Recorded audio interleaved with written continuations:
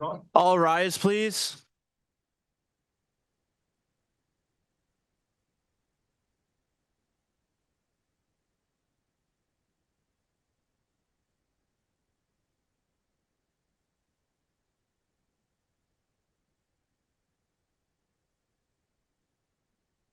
Morning, everyone. If you could please join me for O Canada, followed by a moment of quiet contemplation.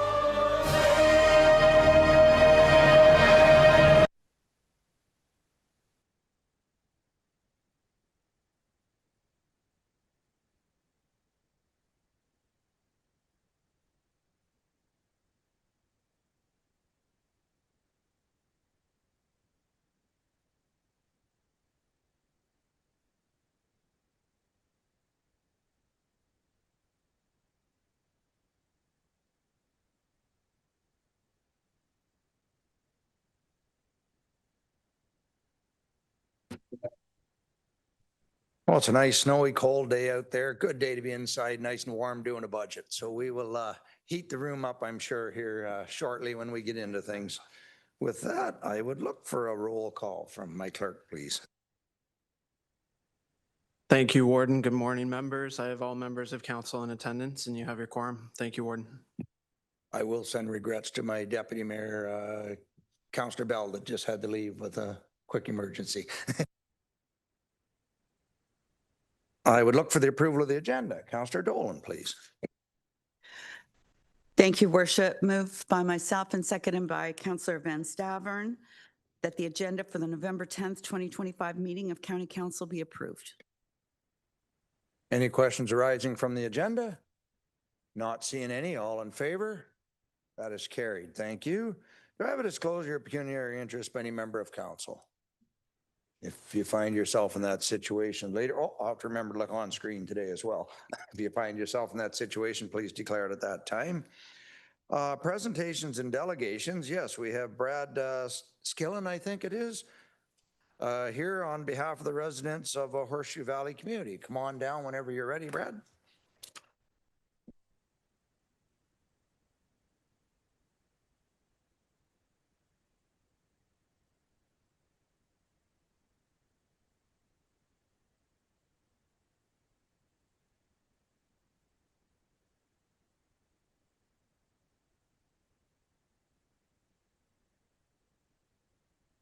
Come on right down up at center here. Yep.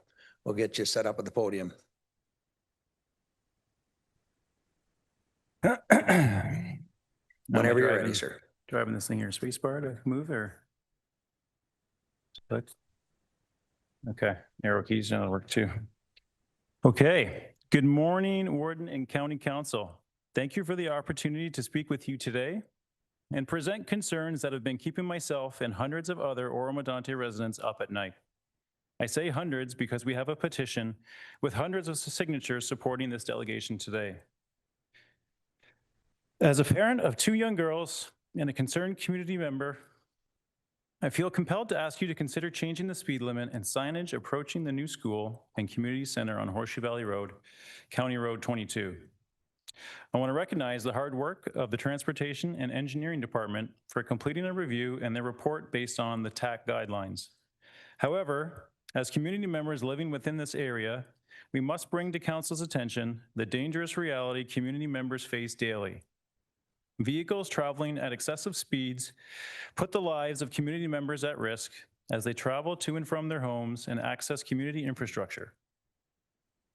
This includes young elementary school children walking along CR 22 and crossing CR 22 to get to and from school. We witness these dangers every day and in all seasons. The area of concern we're talking about is shown below. Where are you looking over here? Is shown here and represents the common walk zone threshold, which is approximately 1.6 kilometers surrounding the new Horseshoe Heights Public School and Simcoe Woods Community Center. Just as a refresher, a walk zone threshold is a maximum distance used by school administration to define an area within which walking is considered a reasonable and expected mode of transportation. The walk zone shown here is also what we're looking to capture in the community safety zone.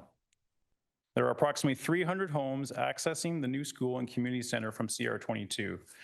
So looking at the map there, you see it right at the bottom end of that circle is Maple Crest, Beechwood, all the way up Pine Ridge Trail, all the way up Cathedral Pines, and this includes Trillium Trail at the end. And this is roughly the area we're saying should have the expanded community safety zone, because this is the community accessing all of this infrastructure and having to cross CR 22.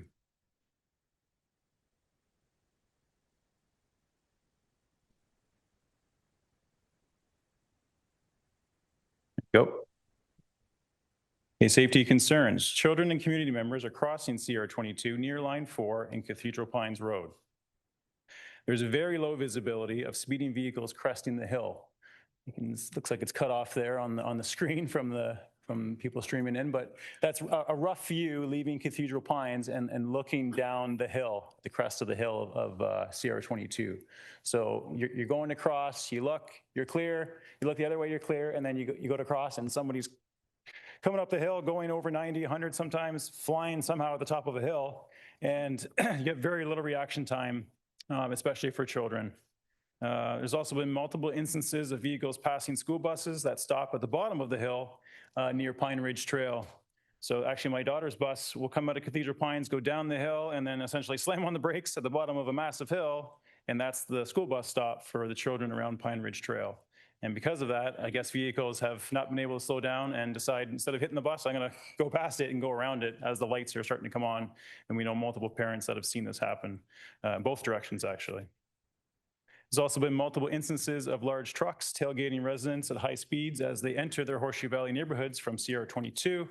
And you'll see noted in the upcoming agenda item 7.2 with multiple residents in Trillium Trail emailing their concern of just trying to get into their neighborhood, and massive trucks knowing that it's an 80 just right on their tail with kids in the car. It's a very unsafe area, that whole stretch and the whole circle there. That 1.6 threshold is very accurate, like what should be reduced to a 50 and be the community safety zone, which we'll get to here in the upcoming slides. Last point there, high potential for serious accidents if no action is taken. So speed limit and safety recommendations. The current speed limit is 70 kilometers an hour. The county recommendation that was reviewed the last meeting on October 21st has them reducing it to recommending a 60 and a small community safety zone. Our community's recommendation is to reduce it to a 50. And again, that would be within the expanded community safety zone, which is essentially just before, just before Beechwood at the bottom. So you just pass Horseshoe Valley Resort, which will eventually be a roundabout, right? So you can picture leaving the roundabout, and you shouldn't be leaving into a 60. It goes up a hill, so it's a natural progression to leave the roundabout slowly, the 50, and yet it's actually a bit of a hill there, so there's not much visibility to school buses stopping, as I mentioned earlier. So you leave there as a 50, that's the whole community. You go up the hill, 50 into the upcoming roundabout that's going to be at line 4 in Horseshoe Valley Road. And again, I don't think I've been in a roundabout in Ontario that is a 60 entering the roundabout. It should be a 50 or less as you enter the roundabout. So it's a natural change. It should be there, it should be 50. And then we're also asking to reduce within the school zone, reduce it to a 40 with the flashing solar powered flashing lights. It's a very the area is very rough visibility, as I mentioned earlier. Right, huge hill, lots of fog, lots of snow, and having those lights are essential anywhere, but they're especially essential for Horseshoe Heights Public School and the community center. We're asking to add a pedestrian crossover immediately.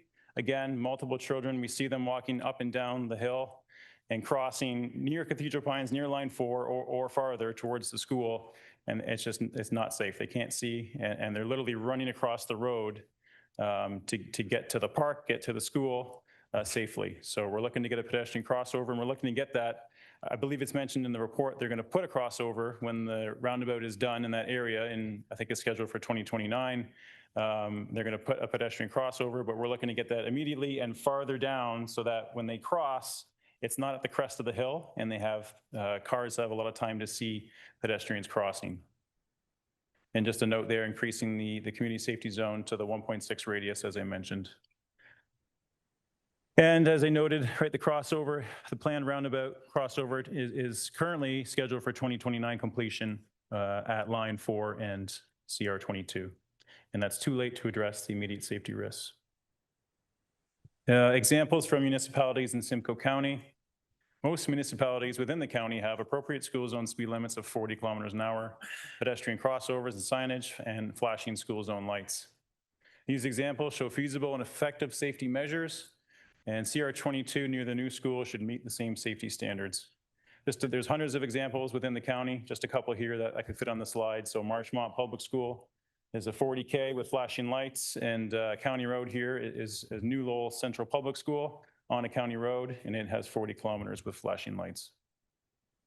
And I understand, I just heard Marchmont's getting an even bigger sign to indicate the 40, which is the exact same road, actually. It changes to Division Road, but that's Horseshoe Valley Road as it continues, becomes Division, and that's the school, again, on the same road that has appropriate signage and is even, sounds like they're getting even better signage. And last slide here, urgent action needed.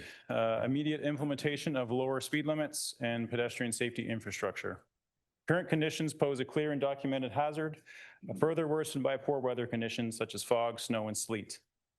This has happened yesterday. So yesterday, a truck, massive 18-wheeler, got stuck on the hill trying to go up the hill. Cars slid off, a couple cars got in accidents, and this happens basically every single year. Which brings a question of, yeah, a 40 up a hill for a truck, maybe the truck shouldn't be on the hill in the first place. So it's a very dangerous area. We witness stuff like this every single year, and that whole area, that whole 1.6 kind of radius from the school should be a lot slower. It's very dangerous. If a child is injured, the county could be held liable. Protecting children's lives should be the top priority, and there are minimal drawbacks compared to the safety benefit. I can't even think of drawbacks, honestly, other than people getting places a bit slower, a couple of minutes slower. Marginal budget impact and immediate effect. And a couple notes here before I end. Just like to finish on this. I understand there's an upcoming proclamation for National Child Day, which is great. And in that, it says, children and youth are essential members of our communities, deserving of respect, dignity, and opportunities to grow in safe, inclusive, and nurturing environments. Let's keep our Simcoe County children safe. Thank you. Thank you, Brad. Any questions from council members? I'll look online. Questions or comment? Yes, Councillor Cox. Yeah, through the chair. So you're looking just for a pedestrian crossover? So they push the button and the lights go on and they can cross? Button would be great, but not even if it's just signage, simple like posts in the ground, people So crossing. you're just doing the and- signage, like what would be a WR best? And to like, don't- see Marchmount School, because I'm from Severn, Okay, we put a button, like a crossover. What I was told Right. is the button was there and they could push the button and then the lights would flash and then the children could walk. at Marchmont, But we yes. ended up changing and putting in a traffic light. Okay. And because, and I understand, we understand exactly where you're coming from. And your other issue is gravel trucks. For sure. We don't have them on our road anymore, but the gravel trucks fly. And I understand completely where you're coming from on this with the children crossing there and up and down. So I am all for whatever it is you're going to need to keep the children safe. That school is on a busy road, but we need to keep the children safe. Thank you. Absolutely. Thank you for that. Yeah, that's a good point. And we're not even, that would be ideal to have lights and push button, but that takes planning, right? There's a lot into that. We're not asking a lot. It's a post in the ground, put the signs, paint the road. If you don't even have to paint the road, but put the sign, this is where the crossing, lights would be ideal. The solar powered lights, they're a couple of grand. I've looked them up. You can buy the lights, you're putting a concrete footing in the ground, boom, 40 flashing, solar powered. There's no infrastructure, there's no wiring. It's a very quick thing. Winter's coming. And Get it supplemental, in the ground. our school, the Marchmont School had an ASE there, which will be taken away on November 14th. Thanks to our It's friend, the Mr. automated Doug Ford. speed enforcement. So it's leaving on the 14th. And from what I'm gathering is if you have a school that had an automated speed enforcement, you are now getting these great big signs from the ministry so you can put them up. But my theory on that is if you're going to give them to the ones that had the ASE, maybe they should go to all the schools that are on roads that need that. Yeah. In my opinion, it's not fair just because we happen to put an ASE at that school. We have 2 other schools, but they're not on a main road like that. They're just in a small community Right. where we don't have that issue. Yeah. So I would be looking into the ministry. I think it's the ministry through the chair to Mr. General Manager Elliott. Is that through the Ministry of Transportation that the Ontario government is doing that? I believe it is. Rob, go ahead. Correct. That's my understanding. Okay, thank you. Councillor Norcross. Thank you, Worship. Through you, I just want to make a comment. Every community is dealing with the speeding and people are in a hurry more. But if you don't have enforcement from your local police, that's really kind of what the issue is. So I just want to make that comment. We've been lowering speed limits in our community. We're from New Tecumseh, but we also make sure we go in tandem with the OPP to make sure that they're enforced, because if they're not enforced, it's not going to slow anybody down. Thank you. Any comments? And Good point. Councillor Smith and then Councillor Greenlaw. Thank you very much, Your Worship. Good morning, everybody, and thank you for your presentation. Truly appreciate it. Thank you. I got to tell you, I'm kind of shocked and astounded that this isn't just an automatic in any school zone, in front of any school, especially when the school's on, a major thoroughfare like this. I'm completely dumbfounded that the speed limit has not been dropped to 40 and it be made a community safety zone before the school is even opened. So I'm struggling to understand why there's an issue here and why this can't get resolved quickly. And if that means we've got to assist in reaching out to the ministry and or working within our own confines to fix this problem, I think it needs to be done, because we lose one child's life here. I don't want that on my watch, I can tell you that. Thank you. Thank you. Actually, I've seen the speed limits both on an MTO highway. I have one in Brock, so that's just south of Ramera, and it's 60 during school hours only. And then it's back up to 80. They have flashing lights 60 during school hours, and then it's 80. And 169, the county road, we have a school zone and it's 60. But it's 60 year round, 24 hours a day. But no, it's not 40. It just depends. I guess it depends on how far back the school is from the actual road as well when we're doing this, right? I have supplementary. Go ahead, Brian. Thank you very much, Your Worship, and I can appreciate that, and I have seen that. But this is a busy road. I've traveled this road many times, and even when you're going through communities at 50, people are doing 70, and I've been guilty of it myself. So it's a school zone. There are young children crossing here. This is a busy thoroughfare. In my opinion, this should absolutely be a community safety zone, and it should be 40 with flashing lights. Thank you. Thank you. Councillor Greenlaw and then Councillor Gordon online. Well, first, I want to thank Brad for coming and giving the deputation. And I want to thank my colleagues for their comments. Most of them been covered already. I appreciate staff came back before and we did drop it by 10, but my concern is 10 kilometers reduction anywhere has little to no impact, as the merit points don't kick in until after 15 kilometers. So I think, as Councillor Smith had indicated, Making this a school safety zone will not fulfill necessarily the need, because there is a park and tennis courts, emergency services, and a nurse station all within that small confine of that area. And I think it is something that we have to look at, and maybe staff, if they need to review and come back with a report, for us to implement this as a community safety zone. So it goes outside of the parameters of the school hours by itself. That's all my comments, and thank you once again, Brad, for bringing this to everyone's attention. Thank you. I've got Councillor Gordon. Yeah, I'll echo. I mean, the other councillors are nailing this. All of our communities are suffering with this. Some of our communities chose to go ahead with ASC at various times. In my community in Midland, we literally just went live early September, and now are ripping it all down. So lowering the speed limit was a no-brainer. Not only was it required for the cameras, but we're leaving it at 40. Gone are the days of just trying to slow people down in that school area while school's in. People need to slow down in general. And so all of our school zones are 40 permanently, much to the chagrin of some of the people that, exercise their freedom online to tell us every reason in the world why they should be entitled to drive however fast they want, whenever they want. But our main two school zones are both on arterial roads, and one of them is a truck route. So I share your concerns, absolutely, as do, I think, almost everybody in this room.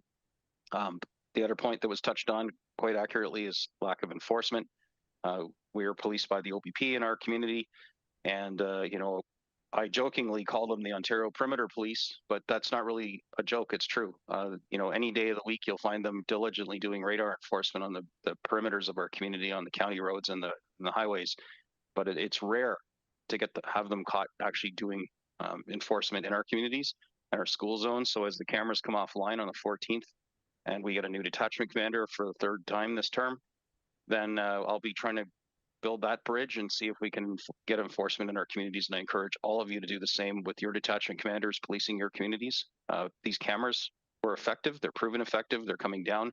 And the only real replacement substitute for them is having police officers, expensive police officers, in these school zones enforcing our limits. So thanks for bringing this to us today, raising awareness, and just simply adding a voice of reason to the insanity that is abandoning a tool that the province gave us. It's worked effectively for many years.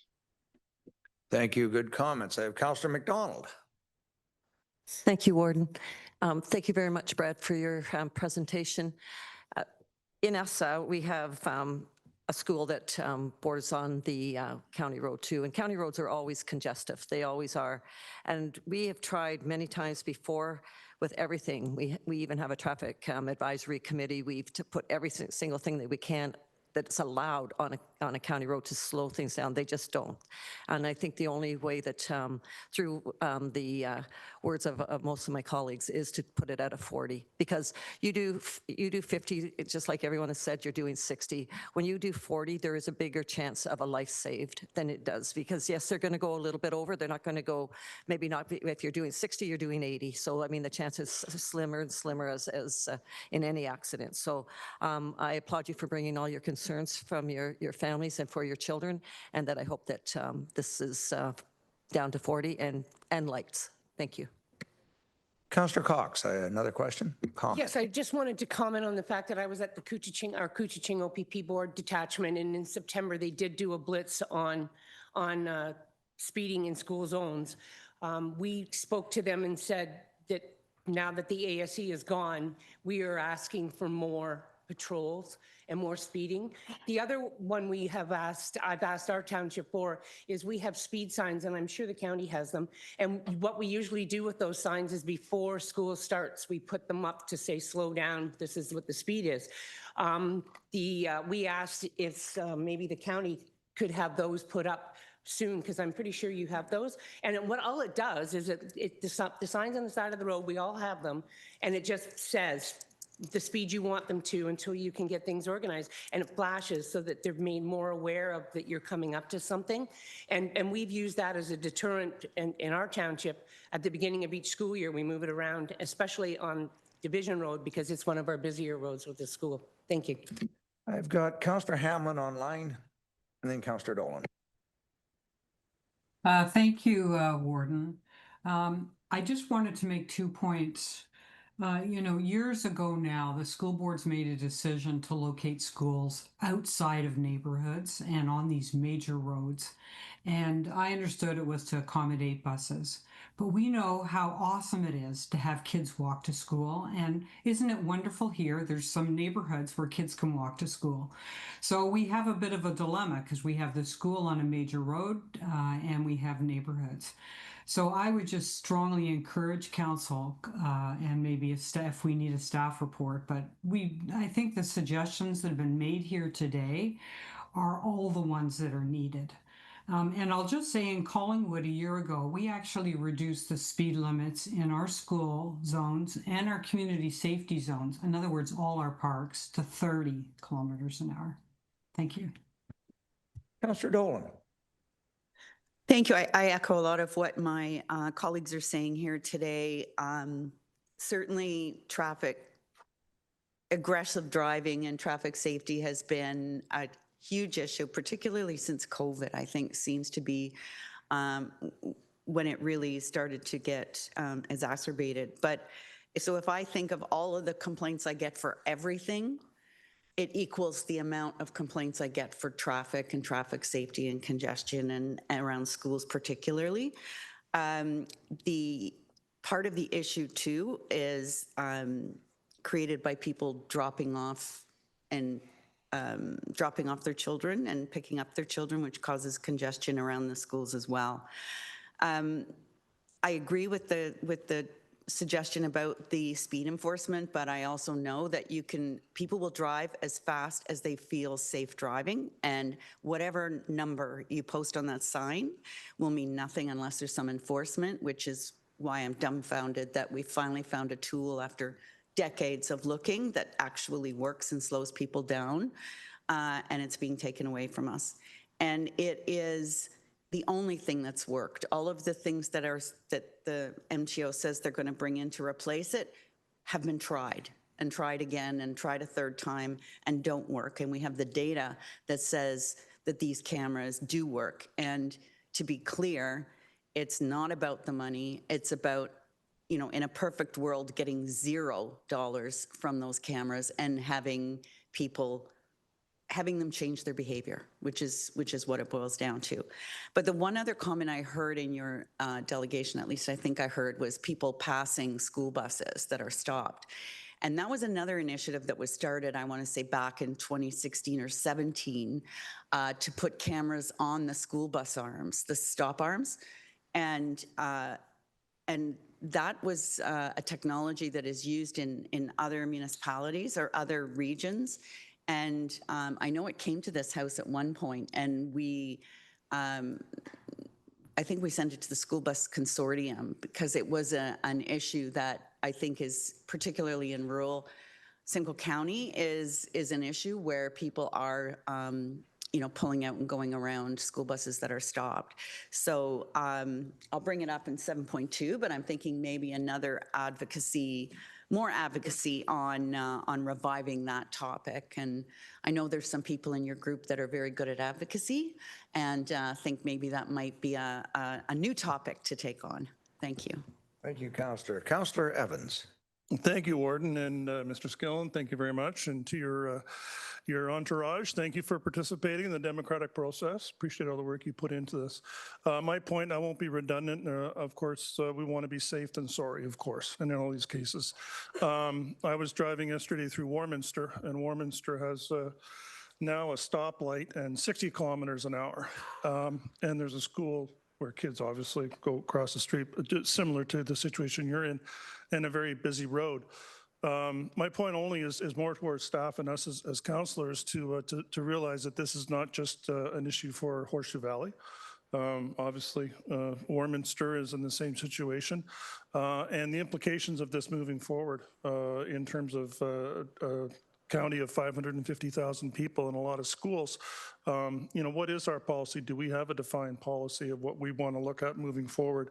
And just to be cognizant of that. So I certainly echo all the other comments that have been made, but some consistency. I know that we haven't talked too much about, it is a major arterial road. And unfortunately, we're being presented with this issue that we have to resolve.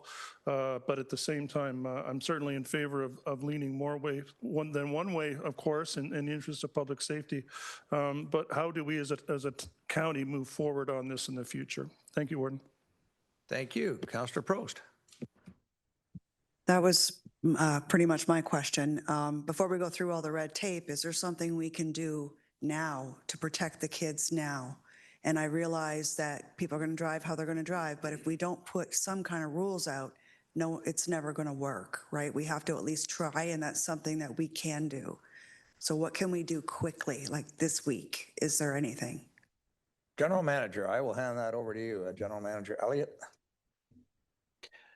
Thank you, Your Worship. I actually might invite our Director of Transportation Engineering down to speak a little bit about what's going on. In terms of the staff recommendation to implement the safety zone and the reduced speed limit in our last report, if I understand correctly, I think that the signage has been prepared and ready to be implemented tomorrow, if not one day this week. But perhaps Director Miley can speak a little bit about the current situation and the upcoming road improvement projects for Horseshoe Valley Road as well. Thank you. I'll turn it over to you, Director Miley. Director, go ahead. Thank you and good morning. In terms of what we're planning to do immediately, as per the recommendations in the report there at the last meeting, we're prepared to install the reduced speed limit as recommended, as well as the community safety zone sign this week. We can do that this week. We had those things prepared. In terms of the work for Horseshoe Valley Road, that is the time we are going to include off-road trails, make the area and the road segment more friendly to pedestrians. I think I mentioned this the last time. That is the time where you start to look at reduced speed limit and really changing the character of the roadway, recognizing that is a little bit away, but we will do what we can to move that up. But we are prepared to install the signage as per the report that we had recommended there at the last meeting. And Brad, through to you, you're looking for the speed limit to be 24 hours a day, year round, correct?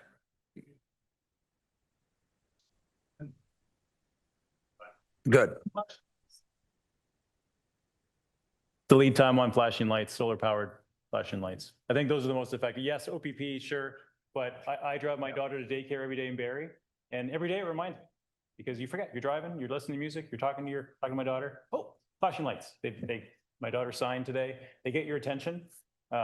So for sure we want a 40, but the flashing light, solar powered flashing light, hopefully is a quick thing and that gets people's attention. What would be the lead time on something like that, Director?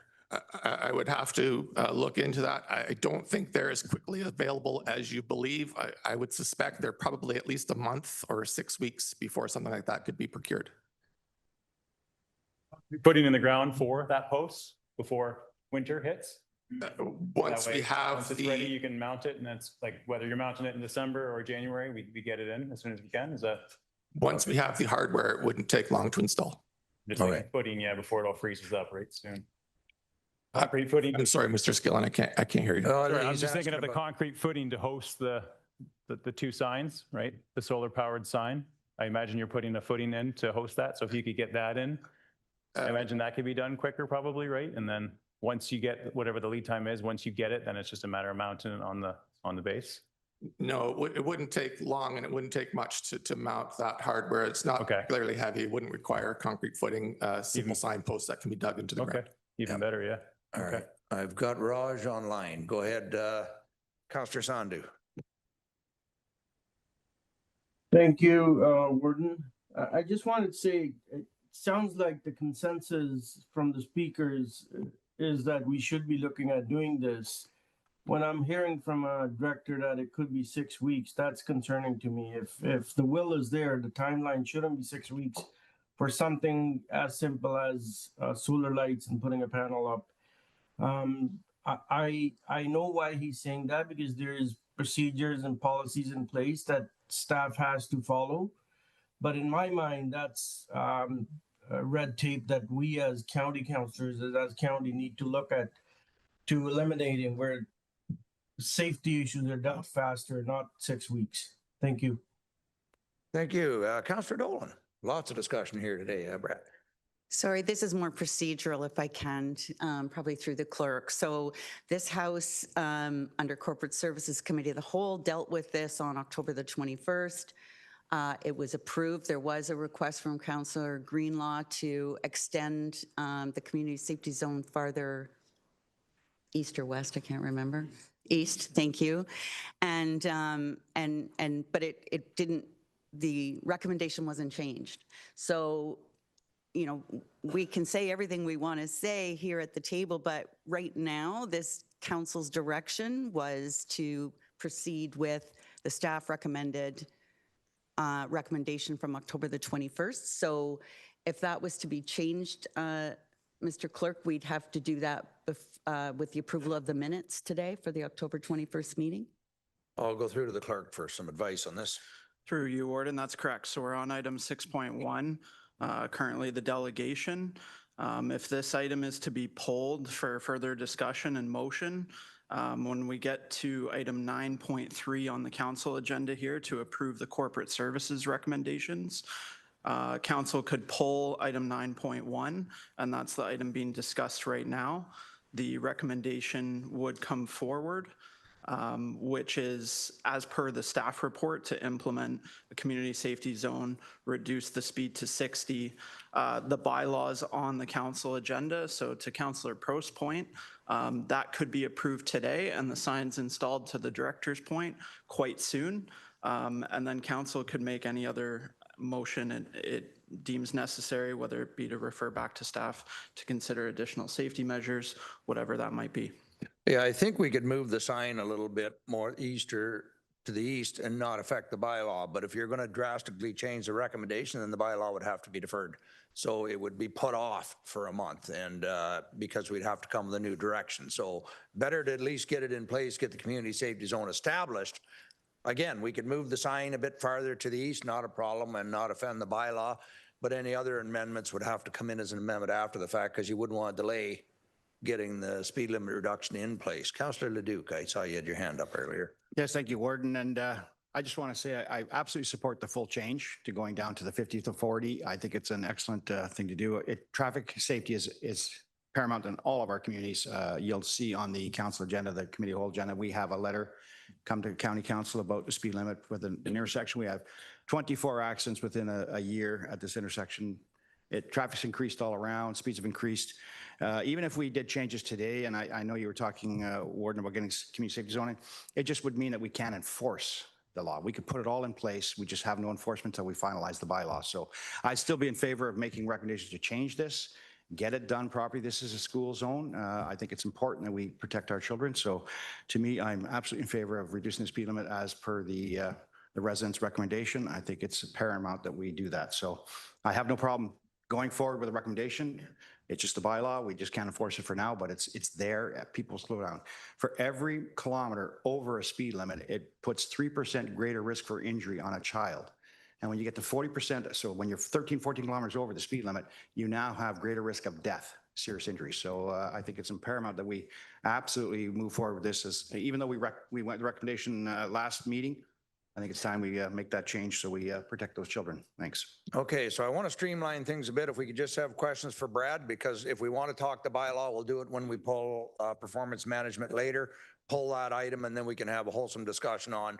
It sounds like we want to agree with the deputation, but we'll have that discussion then. So I can let Mr. Skillen go. Any other questions here for Mr. Skillen? Greenlaw, are we not putting a motion forward with our point? Come at the bylaw time. With the bylaw time? Okay. And the bylaw. You can tell I'm new to this process. When we get to corporate services, when we approve those minutes, that's when we'll pull the item and have the discussion. Perfect. This is just questions for you right now. Right. And then that'll come later in the agenda. Councillor Greenlaw, did you have a comment? Yeah, no, I just didn't know if you wanted to waive procedural bylaw and just vote on it and get it done now, move forward or not. No, presentations is not the time. Okay, fair enough. We'll deal with it later. Performance here very shortly. Okay, if there's no further questions, thanks, and please welcome to stay around till we get to that point of the meeting. Thank you. Yeah, so I know it's confusing to folks but it's kind of where it comes in our agenda. That's when we will deal with it. Okay, so I have the consent agenda now, which is Councillor Burkett. Good morning through you, your worship. Moved by myself, second by Councillor Norcross, that the council communications and proclamations October the 21st, 2025 to November the 10th, 2025 have been given due consideration be received. Any questions on the consent or proclamations? Not seeing any. All in favor? That is carried. And we have a second one for you too as well, the correspondence. Councillor Burkett. Through you, your worship, moved by myself, second by Councillor Cox, that the resident correspondence regarding item 9.1 CCW 2025-275 County Road 22 speed limit reduction, community safety zone line 4, Horseshoe Valley Heights Public School area, Committee of the Whole, October 21st, 2025 be received. Okay, on the correspondence, any questions? Comments? Not seeing any. All in favor? That is carried. So now we're to the adoption of council minutes and confirmation of committee reports. Councillor Deputy Warden, please. Morning, Your Worship. Through you, moved by myself, seconded by Councillor Locks, that the following council minutes be confirmed and adopted and committee of the whole reports be confirmed. County Council minutes of October 21st, 2025, Committee of the Whole report, October 21st, 2025, special budget meeting, Committee of the Whole report, October 28th, 2025, special budget meeting, Committee of the Whole confidential report, October 28th, 2025, and proposed municipal boundary adjustment special council meeting, minutes of November 4th, 2025. Any questions arising from the minutes? Not seeing any. All in favor? That is carried. Thank you. And now presentations and considerations of Committee of the Whole. We'll start with Chair Evans. Thank you, Your Worship, and good morning, everyone. With regards to Committee of the Whole report for performance management of October 21st, 2025, moved by myself, seconded by Councillor Norcross. Motion it, and I'll pass it back to you, Warden. You can take it from there. On the performance management, any items to be pulled? Can't imagine. All in favor? That is carried. Thank you. Now I'll go Chair Measures, Human Services, please. Thank you very much, Your Worship. Good morning, members of council. This is the Committee of the Whole report for Human Services from October 21st, 2025. It'll be moved by myself and seconded by Councillor Brian Smith that the Human Services recommendations contained within the Committee of the Whole report dated October 21st, 2025 be approved. Your Worship. On the Human Services report, any items to be pulled? Not seeing any. All in favor? That is carried. Thank you. Chair Dolan for corporate. Thank you, Your Worship. Moved by myself and seconded by Councillor Miscomings that the corporate services recommendations contained within Committee of the Whole report dated October 21st, 2025 be approved with the exception of item 9.1. Okay, so we are pulling the community safety zone as pulled. So on the rest of the report, any questions? Yes, Councillor Miscomings. Thank you, through you, Warden. Just wondering if we can, if anybody wishes to make the changes here today, if we can potentially waive our procedural bylaw to get this issue dealt with today. Thank you. We don't have to. So when that item comes up next, we can do it, whatever we need to do. So on the rest of the report, all in favor? That is carried. I guess we never discussed. Why don't you carry on, Chair? Councillor Dolan, 9.1. Thank you. So item 9.1 from October 21st, is number page 27 of 39 of the Committee of the Whole. And I'm looking for someone to put forward. Okay. Thank you. It was moved by Councillor Locks and seconded by Councillor Fryer. Any amendments to the recommendation? Councillor Anderson. Thank you. And through the chair, just looking to staff for some background and opinion on engineering standards with the discussion we've already had this morning, please. Thank you. Through the chair, once again, I'd ask Director Miley to come down and speak to this. We appreciate concerns from residents when they're raised like this, but in regards to some of the engineering principles, sometimes there can be unintended consequences, and we do want an opportunity to speak to what that might look like. And also Director Miley can speak to what we could do as staff in short order.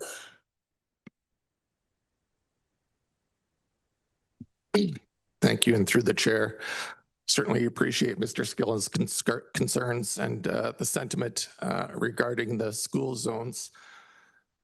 Part of the reason why we use the Transportation Association guidelines is there's a lot of research and experience and knowledge in terms of posting appropriate speed limits. You have to look at all the factors. Recognizing the school, it is also an arterial function roadway. It's not a local street, it's not a local road, and to treat it that way would be problematic. What happens if it were posted at a 40 or even a 50? The majority of people still perceive the road as an arterial function road and would travel at a speed they deem is safe and appropriate. There are those motorists that comply with the speed limit that would travel at 40. What then happens is you get that variation in the speed, and that is actually more dangerous. It introduces unsafe passing maneuvers. We heard about passing school buses. It introduces tailgating. It creates more problems that way, as opposed to maintaining a uniform speed amongst the majority of motorists. That's why the recommendation had recommended to lower it to 60 kilometers an hour, similar to other arterial roads that have schools where they front on the county road. An example is the WRBS school on Arbury Road. There's a school on County Road 88. His name escapes me at the moment. There's another example of the Rama School on 169. Have functioned the same way with a 60 posted speed limit, community safety zone, and it works. Thank you, Director Mealy. Councillor Greenlaw. Thank you very much, Chair Dolan.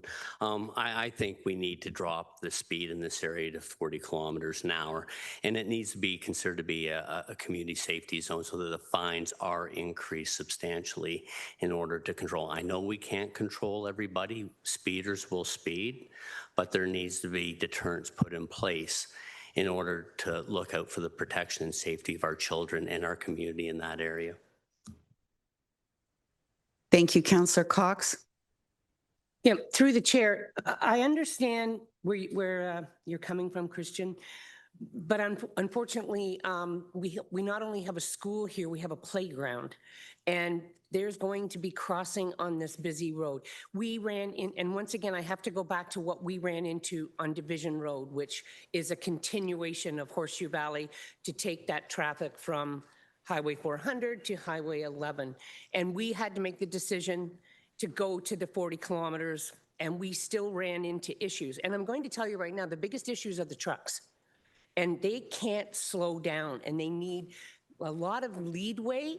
And I believe that it should go to 40, because if we do 60 now and then later in 4 years change it to 40, now you're doing exactly what we talked about, changing speed limits. Let it be done now at 40, people will know it's 40, and when you do your construction and you do take it down, it will already be done. My biggest concern is children crossing that road to get to the school and to the park. I don't know if there's some other type of crossway we could be looking at for the future, for the next year. But I do know that we found in our area that when we put the crosswalk in, we had to teach the children how to use it. And we had to do it in Coldwater too, because people just walk up, push a button and think they can walk. Well, you have to understand, you have to sort of see a car coming, and if you don't think it's going to be safe, you don't push that button. But I just feel that the other issue here is the fact that it's not just a school, it's a playground, it's a park, and there's a lot of traffic on that road, and they do go fast. Thank you. Thank you. I'm going to go to Councillor McDonald, and I've got quite a few hands here, and I'll be looking for some language for amendment at some point that we can debate. Thank you. Thank you, Chair Dolan. Once we had the cameras taken away from us, and we, as to Councillor Dolan's remarks, that they did work. I believe 100% that it should be 40 in all school zones and safety zones for the school. And I would like to go one step further and actually have the support of the House asking for that through to the ministry and to the province. So we're not coming here once again, because each child, doesn't matter where you live, is special and it needs to have safety. So it's not just that we're looking in Oromadante right now. We could be looking at Tiny, we could look at anyone, Innisfil, Essa. We need to make something that that makes sense to everyone. So wherever they go, where the schools are, it is 40. And I think that would, I would like to have that in the, as an amendment or as in the report. Thank you. Thank you. Deputy Warden Coughlin. Thank you, Chair Dolan. I'm in full support of the recommendation being brought forward by Mayor Greenlaw and the residents. I'd just like to remind the House that recently County Road 9 in Clearview, it was championed by Mayor Measures, and this House looked to the community safety there, and we actually put in a four-way stop. That is a major haul route in that area, and the mitigation there, I know we're all familiar with roads that we travel ourselves, and I can say that that is a much safer intersection, and I think that it's often, it takes championing by mayors in these situations where it doesn't comply with the regulations there.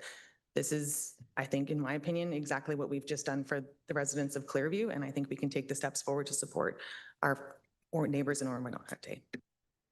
Thank you. Councillor Lavoie. Yes, thank you very much, Madam Chair. I think we agree that this is more than a school safety zone. This is a 24-hour operation. We have a lot of activities in the area. I don't, with all respect, I don't think that WR Best is an equivalent. It's sort of out in the middle of nowhere. We are dealing with an area that's rapidly urbanizing between Craighurst out to Dalston and all the way through that area. This is becoming increasingly urbanized with a lot more pedestrian and bicycle traffic. And I want to point out that Severn Township recently became the highest exporter of aggregate, and between Severn and Ormeau-Norte, there's 8 million tons of aggregate moving out of this area. So much of that would move along Horseshoe Valley Road. I think we need to address the community's concerns, and they have submitted some language for amendment, Madam Chair, that we could contemplate in moving forward a motion today. So thank you. Thank you. Councillor Leduc. Thank you, Madam Chair. So I'll put an amendment on the floor to the recommendation so that item CCW 2025-275 dated October 21st, 2025 regarding speed limit reduction and implementation of the community safety zone on County Road 22 be received, and that the recommended creation of a community safety zone as outlined in CCW 2025-275 be approved, and that the reduction of speed, so I don't know the direction of the road, I'm going to say north-south. Am I correct on that one? Was it? East-west, so east-west. So leaving the roundabout, reducing it from outside of the roundabout, heading, I'm going to say east towards the school. Is that the correct direction? It's not in yet. Okay, so reducing it before the school by 800 meters to 50, and at the school zone to a 40, and the same direction from the other side, from 800 meters out to the school zone to a 40. So reducing it from a 70 to a 50, 800 meters prior to the school, either side, and then at the school zone to a 40, and the consolidated traffic bylaw 7098-24 be amended, and the necessary bylaw be presented to County Council. So did we get that enough direction? Jonathan's work. Oh, sorry. We'll get after. 800 meters either side of the school down to a 50, right at the school zone, 100 meters prior to the school, down to a 40. Throughout the school. Is that enough direction? So if there's, do you have that? You don't have that.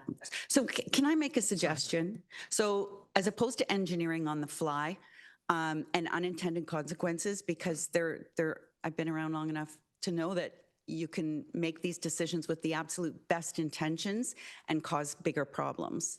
So I think that it would be, and I understand the urgency of going forward quick, but I also don't want to have to do it twice and bring this back because, oops, we didn't do it right, or we made these decisions when none of us are engineers, or at least I'm not. So I'm ready to explain my position, Madam Chair, if you don't mind. Sure, go ahead. So the MTO is a guideline. We follow the guide. We can use that as a guideline. So it's just a guideline. This is a county road. We have full authority over the county road. Unintended consequences, I can't believe that it's an issue. We're talking about an actual school. And I think most of our schools are 40-kilometer zones. I think the premier has said we're moving the ASC cameras out, and he wants all those school zones to be down to a 40. So to me, this is not unintended consequences. This is straightforward. It's a school, and it's a simple one. We're taking a road that's 70. You're not going to go from a 70 to a 40. That is something that is unattended. That's not going to happen. 70 to a 50 to a 40. It works. I think the residents did a great job of presenting that argument, and I'm in full support of that. So I don't see any unintended consequences of making that change on the fly. Thanks. And your seconder is, Councillor? Councillor Greenlaw? So yeah, I just want to make sure the clerk's got the proper language here.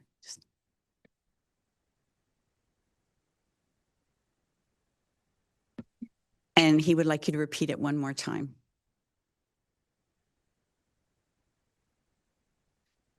Just say what I said. So the recommendation as written, and then the second paragraph, as recommended, the creation of a community safety zone is outlined in CCW 2025-275 be approved. And that 800 meters either side of the school be reduced to 50, 100 meters before the school reduced to a 40.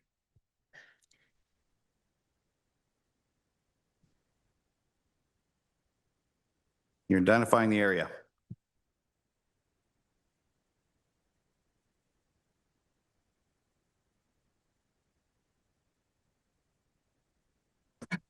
My apologies to the city reps for the delay.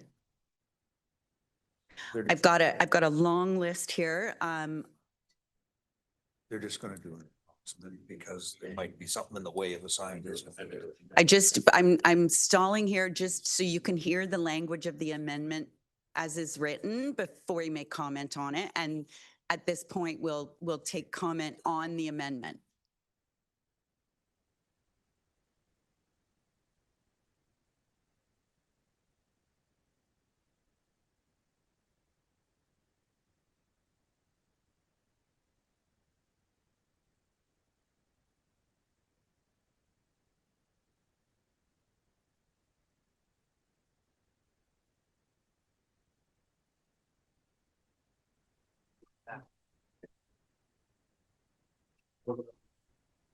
Chair Dolan, I want to make sure we get this right and not come back multiple times. So I would recommend deferring this to the next meeting, have staff refer back with a report with all the recommendations in it so we can get this done precisely or surgically without having to come back and readdress it. But I think 2 weeks is ample time for us to come back with a full report from staff that we can vote on at that time would be my thought. So because I believe there's some points that we haven't covered off, like the flashing light for speed and stuff like that. So I think we need to get it fully encompassed before we try to push this through REIT today. Thank you. So do you have a seconder for a motion to defer? Councillor Smith. So now questions or comments on the motion to defer. Councillor Cabral. Refer back to staff. Yep. Could you read that? Thank you. Yeah, through you, Madam Chair. So if council is looking for a referral at this time to consider all the comments I think made today and come back to the November 25th meeting, it would be that Committee of the Whole item 9.1, CCW 2025-275, County Road 2022, speed limit reduction, community safety zone line 4 in Horseshoe Heights Public School area, be referred back to staff for a report of the November 25th, 2025 meeting to consider additional safety measures and speed limit reductions. It's knowing that.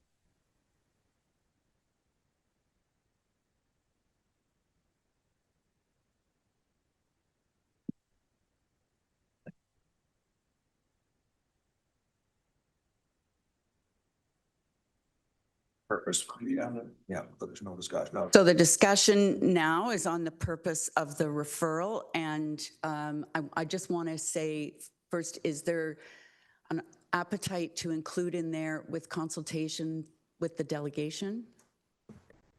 Yes, that would be great. Thank you. And I'll go to Councillor Cabral. Thanks for your patience. Thank you, Chair. And actually, I would concur with Mayor Greenlaw on this. I think the idea that the delegation was here, and I support, what they're doing and what they're trying to bring to our attention when it's in respect of children's safety. However, I also think that the other missing piece is the ability for our traffic department and our traffic technologists to actually work with what they've heard and seen here today, to actually look at it again with a finer, examination to see what can be put in place that actually addresses their concerns. And if it's these particular items that address the concerns best, then I'm hopeful that they will be able to support that. So I would support that in order to let staff have a good hard look at it again and take all of those considerations into account to come to a solution that satisfies the residents and the township of Oromandante. Thank you, Councillor Brian Smith. Thank you, Madam Chair. Through you, I just concur with Councillor Greenlaw on this. Although I don't want to see it take any longer, it's important that we get this right. We're talking about children's lives here and the safety of this community. And I understand that it's snowing today, but it's important that, we make sure everything that comes back to us in 2 weeks is everything we require, because we do not want to refer it then for another 2 weeks. So we need to be making sure that flashing lights are included in that. We've heard today on 3 occasions that I've counted where the large trucks are the biggest problem. They can't slow down to 40. And so, Councillor Duke indicated 800 meters, it goes to 50 and then to 40. And if the large trucks need more than that, then maybe it goes from 80 to 70 or 60 before that. We want to make sure that everybody can slow down here safely and that we get this right. And the other thing that needs to be part of this is that we also reach out to the OPP in this case, and we absolutely insist that there is officers in place during the school hours to enforce the laws there and to make sure that these heavy fines are laid. I'm a big believer, Madam Chair, that you teach people a lesson by taking money out of their pocket. In this day and age, that's it, that's all. So, several people start getting dinged with heavy fines there. That'll get around, and that's probably one of the best deterrents of all. So, although I don't want to see this prolonged, it's important that we get it right and that this recommendation that comes back that we vote on has got everything conclusive of what it is we require to make sure that the children of this community are safe. Thank you. Thank you. Councillor Anderson. Thank you through the chair. And if you indulge me for one moment, just to touch on the second item to this later on in the meeting as a bylaw to actually reduce the speed. My concern with the deferral or any discussions that we're having here right now is that we should only do this once and do it once correctly. And so if we were to defer this, then I would think that the bylaw would have to be deferred as well, so that I think there'd be a misconception for the residents that we put up signs tomorrow to 60 and then in 4 weeks' time that the signs would be now 40. Thank you, noted. Councillor, I've got such a list here. McDonald, Deputy Warden Coughlin, and Councillor McClellan. Thank you, Chair Dolan. I just wanted to, I agree 100% that if we don't have full information, then again, we're voting on something that we're not fully of knowledge. But I also, if I could, and I'm not sure if I'm able to, you can correct me if I'm not. There was a comment from Councillor James Leduc that I believe that he said the Premier had already said that school zones are going to be 40 or are 40. Well, that isn't the case, or otherwise this would be 40. So I'm just wondering, is there something in the legislature that is unbeknown to us that the school zones are going to be 40? And I maybe just ask my colleague if he could explain his comment. Thank you. Councillor Leduc, is there legislation that you're aware of? Actually, you know what? I'm not sure. I just know that he mentioned the speed limits being down at a reasonably, so I can't tell you 100% today. So I apologize about that, but yeah, can't tell you that 100%. Thank you. Deputy Warden Coughlin. Thank you, Chair Dolan. Earlier in the meeting, I heard that we were wanting to waive the procedural bylaw to move forward with some sort of sense of urgency. And then listening to our staff, I completely understand that we need to have staff make a recommendation as to not us coming up with the different speeds. To me, there seems to be an opportunity for a compromise. If we're able to put up signage today or this week that we've ordered that isn't the new speed limit, but that is community safety zone or speed reduction coming, so that the area is notified that there will be changes coming. Also that the signage that we do have to implement it, not the speed reduction portion, but the community safety zone or the yellow signs that say, please slow down or children crossing. Just curious about that.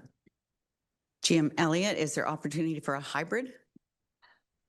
Again, I'll refer over to our director to answer what signage is readily available and some of the risks that might come along with signage that doesn't align with speeds. Thank you. And through the chair, certainly we have the community safety zone signs available. It would just be a matter of confirming the extent and the length of that zone. With respect to a speed limit, we have the 60 km/h signs ready to go. If it were reduced to some other number, I don't have the inventory of our signage right away. We'd probably have to procure some signs or make some signs. Would take a little bit of time, not a lot of time. Again, we could install the recommendation from the report on October 21st immediately. Any changes to that, we would have to make some adjustments, could be done in relatively short order. I hope I answered the question. Thank you, Director. I have Councillor McClellan.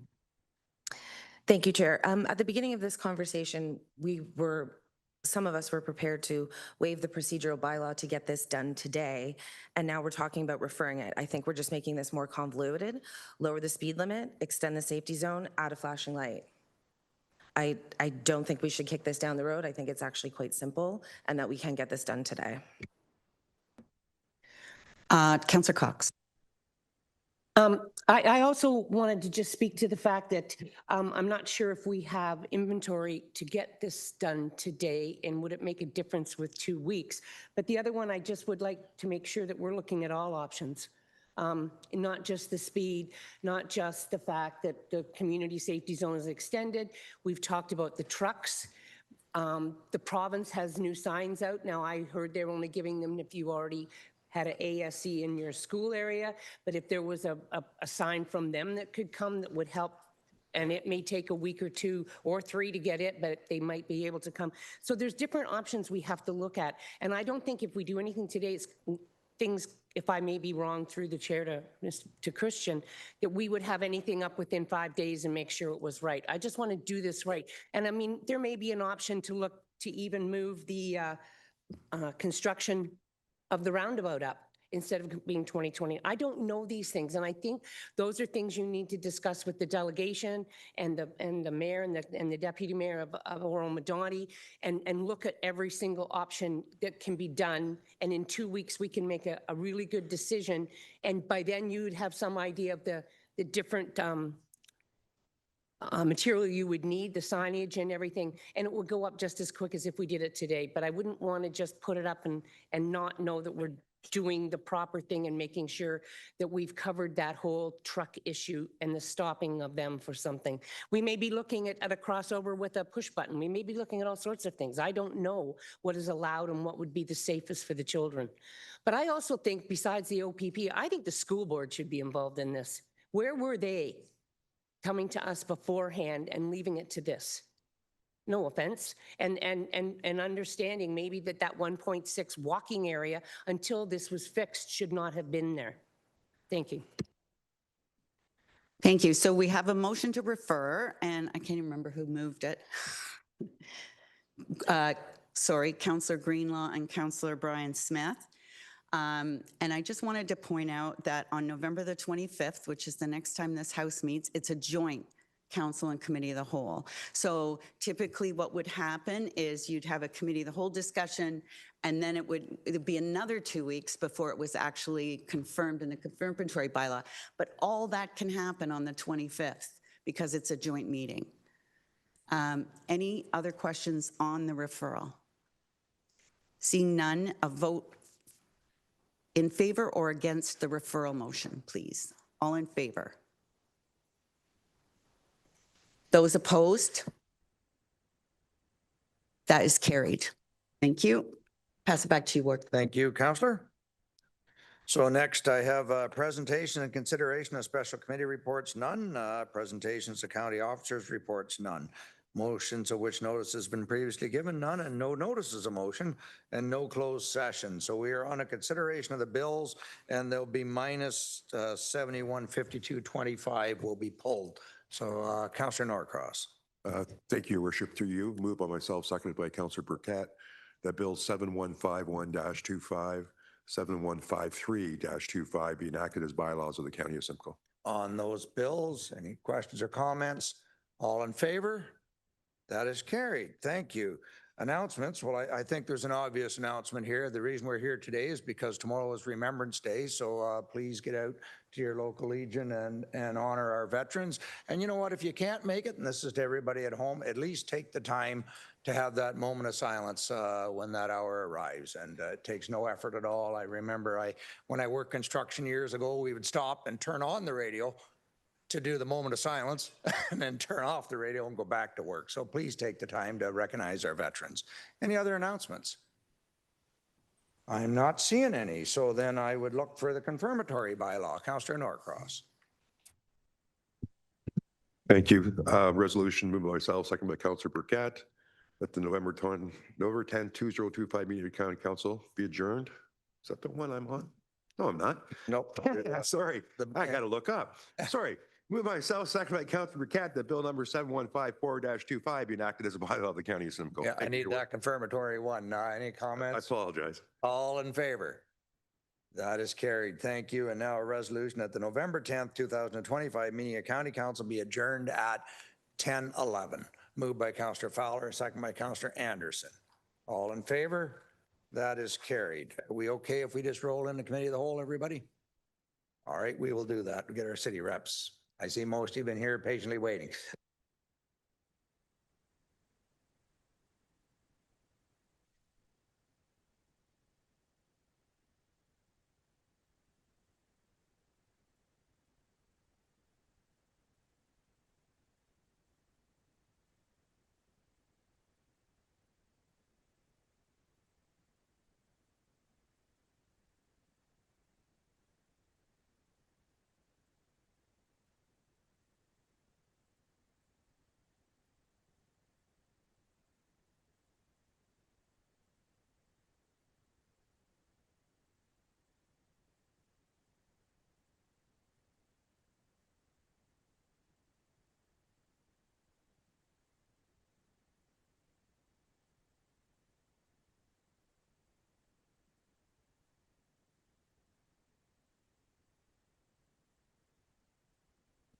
Okay, I think the gang's all here, so I'll get a roll call from my clerk, please.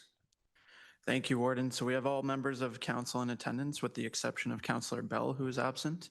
We're joined by the city representatives, Aurelia Councillor Durnford, Aurelia Councillor Fallis, Aurelia Mayor McIsaac, Barrie Councillor Nagusi, Barrie Councillor Rietma, and Barrie Mayor Nuttall is absent. But you have your quorum. Thank you, Warden. Thank you. So with that, I'll look for the approval of the agenda. Councillor Dolan, please. Thank you. Moved by myself and seconded by Deputy Warden Coughlin that the agenda for the November 10th, 2025 meeting of Committee of the Whole be approved. Any questions on the agenda? Not seeing any. I may move during the budget deliberations, we may move the one on the waste management forward because there isn't a line in there that's going to affect the budget. But we'll try and get through as much as the budget as we can prior to doing that. Other than that, on the agenda, all in favor? That is carried. Thank you. Next presentation of delegations. Well, yeah, none. Oh, disclose your pecuniary interest, any member of council. If you find yourself in that situation later, please declare it at that time. I'm not seeing any at the moment. Oh, Councillor Prost. Yes. You have one in the budget, I believe, correct? Yes. You do have to state the general nature of, please. I don't have the number in front of me, but it's anything to do with the hospitals. I'm an employee at DBGH. Okay, thank you. Not seeing any others, so then we will now move into presentations, delegations. We have none, but now we have our budget. So I'll start with General Manager Will Cox, deliver a presentation and provide an overview before we get into the discussions. Whenever you're ready, yeah. Trevor? Thank you, Your Worship. Good morning, Council. So I have a short presentation just to follow up on the budget presentation that was done at the special meeting. Trying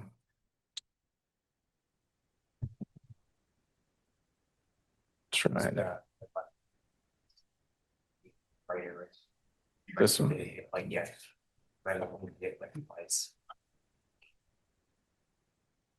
I'll use the. Good. There we go. So I will recap the areas that's outlined in the follow-up report that you received. Some of the impacts and the financial snapshot, just to remind you where we're at October 28th.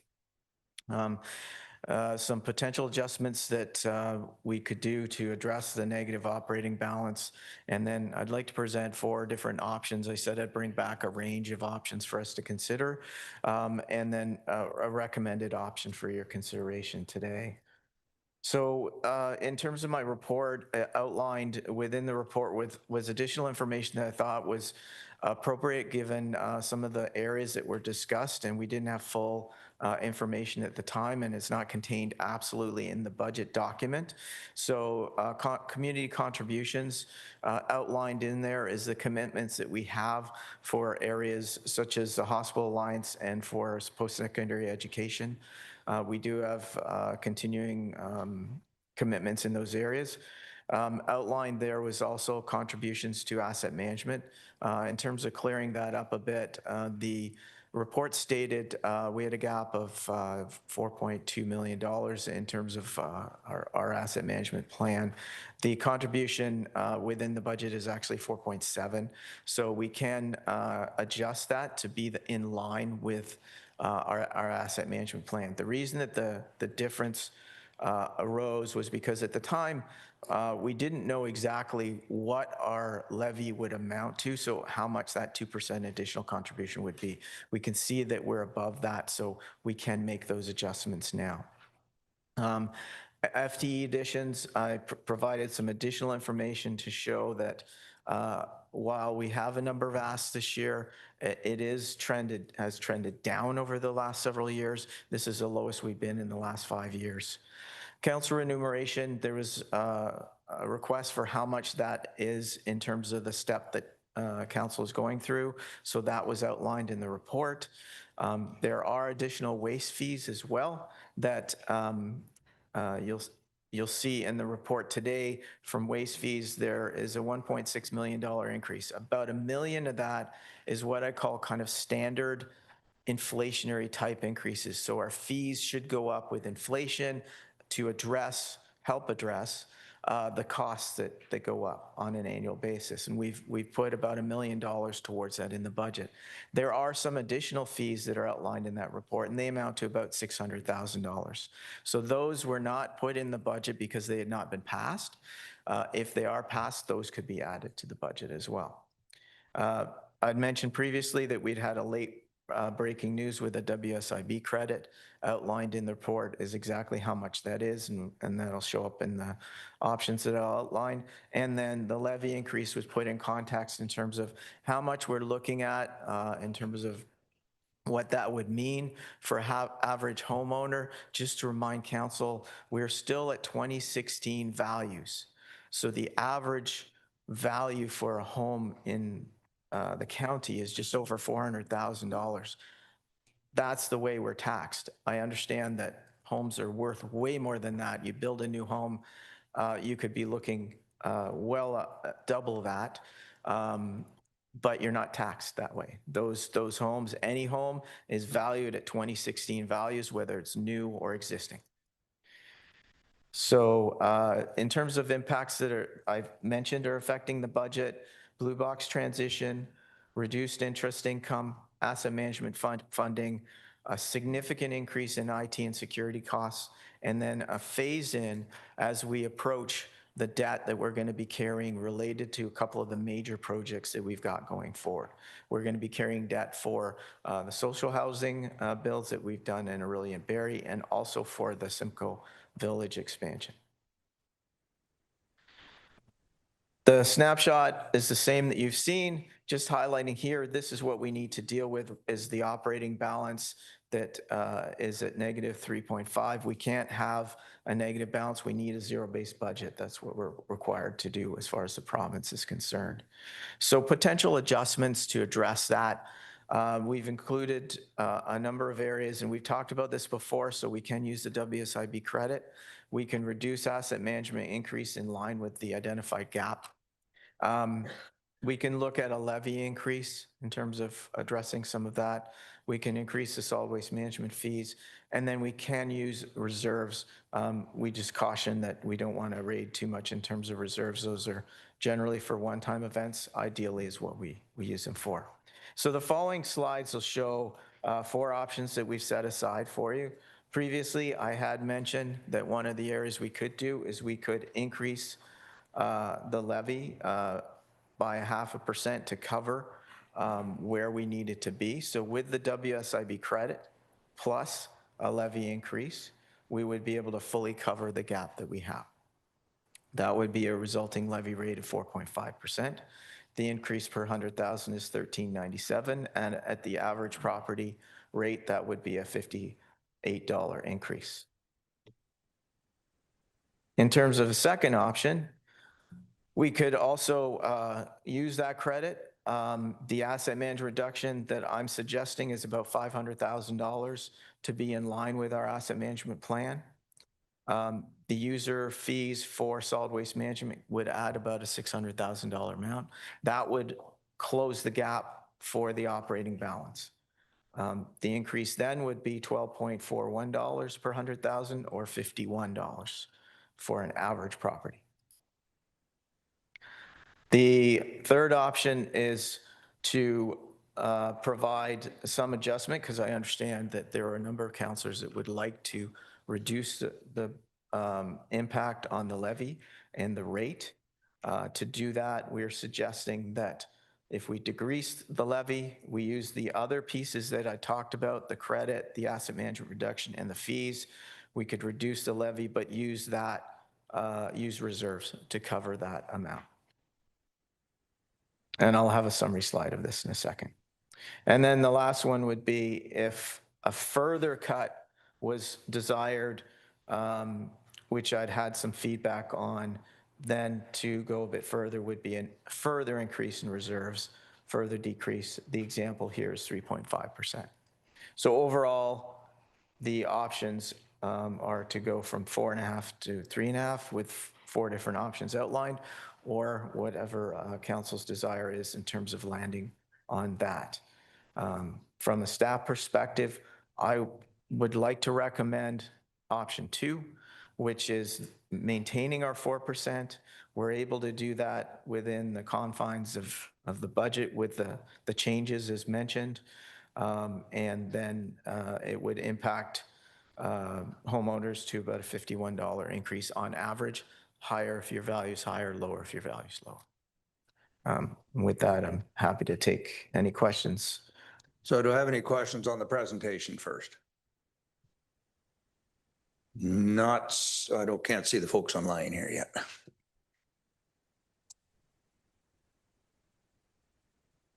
Oh, Councillor Cabral, and then really Councillor Follis. Yeah. Thank you, Warden. Just with respect to option 2, and I see that solid waste management is in more than one there, is the 600 figure. How does that translate to the actual user fee for coming in? Like, what would be the increase for solid waste coming into our landfill or our transfer stations as it compares now to achieve that reduction? Like, what would be the increase to the people that are actually using our landfills and transfer sites? Do we know what that would be rather than just General Manager figure? I believe it's in the report 12.2 that we can bring up later, and it shows all the changes in the fees. Thank you. I appreciate that. Okay, I have a few questions here. I have really Councillor Follis, and then Sandu, and then Lavoie, and Van Stavern. So go ahead, Councillor Follis. Thanks very much. Just through the chair, 2 questions. One was right off the bat, we were curious if this is an opportunity for the city representatives to vote, just maybe if clerks could clarify. And then the second question we had, and we weren't really part of the some of the bigger budget discussions, but we were curious. There was mention of, I believe, was it 4.2 million cost associated with recycling transition? We were curious just what that entailed. Why was there a cost associated? Thanks. Okay, yes, vote on, Jonathan, if you, specific to the city matters, would be your input on the budget, but we can certainly answer that question too, which was regard to the recycling, correct? General Manager Elliott. Thank you, through you, the chair. In short, the reduction in our subsidy is not lining up with our ability to reduce our expenses. We run 8 sites that collect recyclable materials today. So we would be unable to, say, for instance, have 80% of a scale house operator. So that alignment isn't perfect. It's a really good example, and we did share this with council when this first became an issue, where the economies of scale, when you unbundle something like this, it's the opposite effect. So there's our challenge. And to speak to Councillor Cabral's question earlier, we do have a council report. Some of the increased fees have been included in the proposed budget. Others had not been, including the collection of a fee for blue box material. Okay, Councillor Sandu. Thank you, Your Worship. Just a quick clarifying. In one of the slides, I see the asset management. I think it was being reduced by 500,000. I believe from our conversations or comments at October 28th meeting, we're looking at, or at least I was looking at, reducing the asset management from 2% to 1.5%, which was close to 1.1 million. If General Manager can explain how he arrived at 500, and why not 1.5% from 2%? Thank you. General Manager Wilcox. Thank you, Your Worship, through you. To the councillor, the 500,000 is in line with the gap related to the asset management plan. The gap was identified at a need of $4.2 million per year for our 10-year asset management plan. The increase in the budget is about $4.7 million. So it really is overreaching. Like it gives us more, which is great. It'd be a good buffer, but because of the nature of the budget this year, I recommend bringing it back down. That would be a $500,000 increase. The change to 1.5% for asset management, we can explore that. We will do that at the direction of council. There was no direction to staff to necessarily do that. It is outlined that would be a $1.1 million impact. That would impact our ability to close that infrastructure deficit gap, and we wouldn't be closing it this year, and we would have to catch up later on. Thank you. Supplementary, or is that? Yeah, yes, thank you. Just, I recognize those comments, and I think every municipality in every region and county is in similar situation where we're all playing a catch-up game, and we should be putting money towards asset management and catching up or getting as close. But maybe this is not the year to go that hard with 2%. Thank you, Your Worship. Thank you. Councillor Lavoie. Yes, thank you very much, Warden. I just wanted to ask a question about how secure the county felt in terms of their ice storm recovery money, which I believe is in the order of $6 million. General Manager, do we have it? Thank you, Your Worship. We are pretty secure. We've placed our application to the province for the program that was in place for the ice storm. We've identified all the massive documentation that has to go with that and submitted our application. We have not received any information back on that yet, but we are pretty confident that we meet all that criteria. So ideally, we will be hearing from that shortly. Thank you. Okay, Councillor Van Stavern. Thank you, Warden. On option number 3, the concept of taking monies, transferring from reserve, what percentage of our total reserves are we looking at removing? And the second question, if by chance we have a surplus the following year, either from options like the ice storm and stuff, could this money be put back into reserves again? General Manager. Thank you, Your Worship, through you. The amount, I would look to the treasurer to give you a percentage. It would be a small percentage of the overall general contingency reserve. And to your second question about a surplus, absolutely. We would ask council to direct that surplus be put back in to from this year to help build back up that reserve. Thank you. I seem to recall last year we had the same discussion when we were discussing taking money out of acquisitions versus out of the economic development that we could put back in. So this could be a good option to leave us escape, that if we reduce it with option 3, that we have the ability to put the money back in through the year with direction. Thank you. Anything you wanted to add to that? Sorry, Director Civic? maybe our treasurer Leland Civic could. Sorry, through the warden. The reserve balance at the end of the committed, the uncommitted reserve balance is $75 million. At the end of 26, that's what it projected. Okay. I have Councillor Leduc. Thank you, Warden. And start out by saying I really can't support the staff's position of going with a 4% budget increase. So we talked about a few things, and I actually suggested the asset management plan being reduced. I know what we had supported in the past, doing a asset recovery plan over 10 years. There's no legislation that says we have to do that. We can do a 15-year or a 20-year program. A lot of communities are looking at a 20-year program.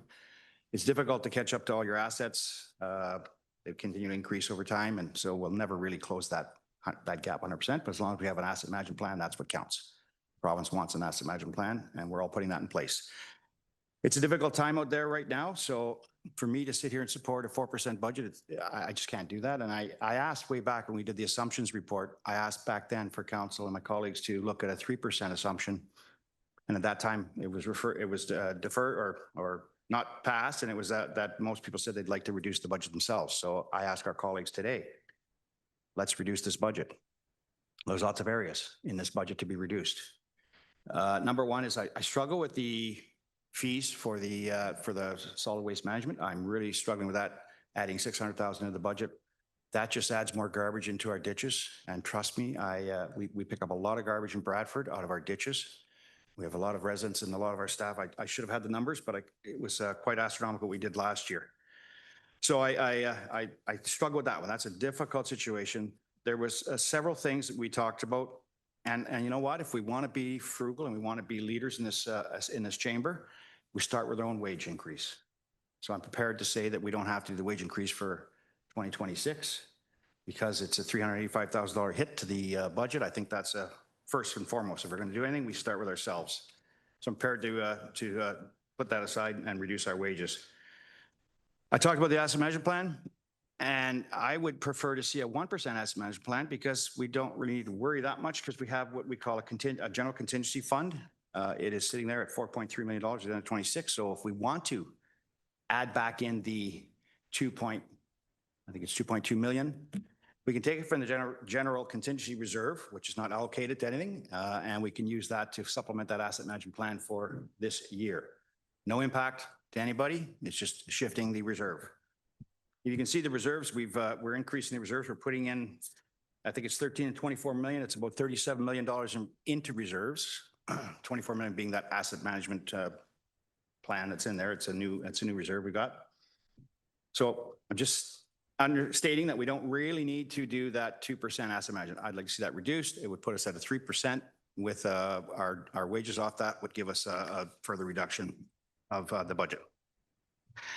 I talked about some new hires. If you look at this report, it talks about this being the least amount of hires in the last 5 years. We've done 94, 53, 76, and 43, like 300 hires. 300 hires over the last 4 years. Significant hires. And don't get me wrong, some of them are in very needed spots. I talked about jobs being removed here. None of them were about long-term care, paramedics, any of the emergency services area that we provide those services to our residents that I would never want to touch. But I certainly think there's some areas where we can touch some of the jobs that we're looking at. So I'm in support of reducing some of those new hires. I don't think we need that many hires in a year where it's very difficult.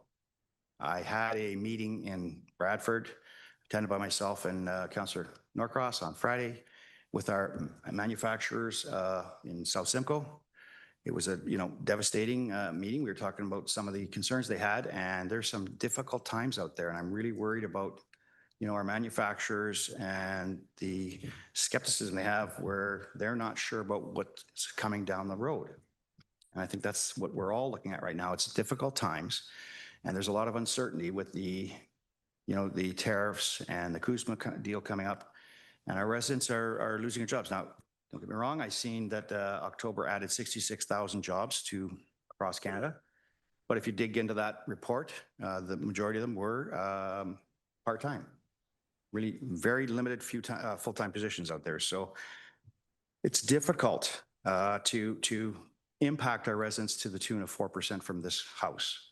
I can tell you right now in Bradford, we're sitting at less than 2%, which is a blended rate. We try to go with a blended rate of 3.5, which is below, we're staying below the inflate and the CIP over the last 4 years, which is over the last 4 years is at 3.61. So we're trying to stay below that because we're trying to ensure that we don't create more homelessness by taxing people out of their homes. So I put a couple suggestions on the floor, and I certainly want to amend it, make an amendment. I will wait, Warden, for maybe a few others to come up with some suggestions, but I certainly want to see the wages from this House be reduced for this year. I would like the asset management plan to be at 1% instead of 2%, and use the general contingency to apply that.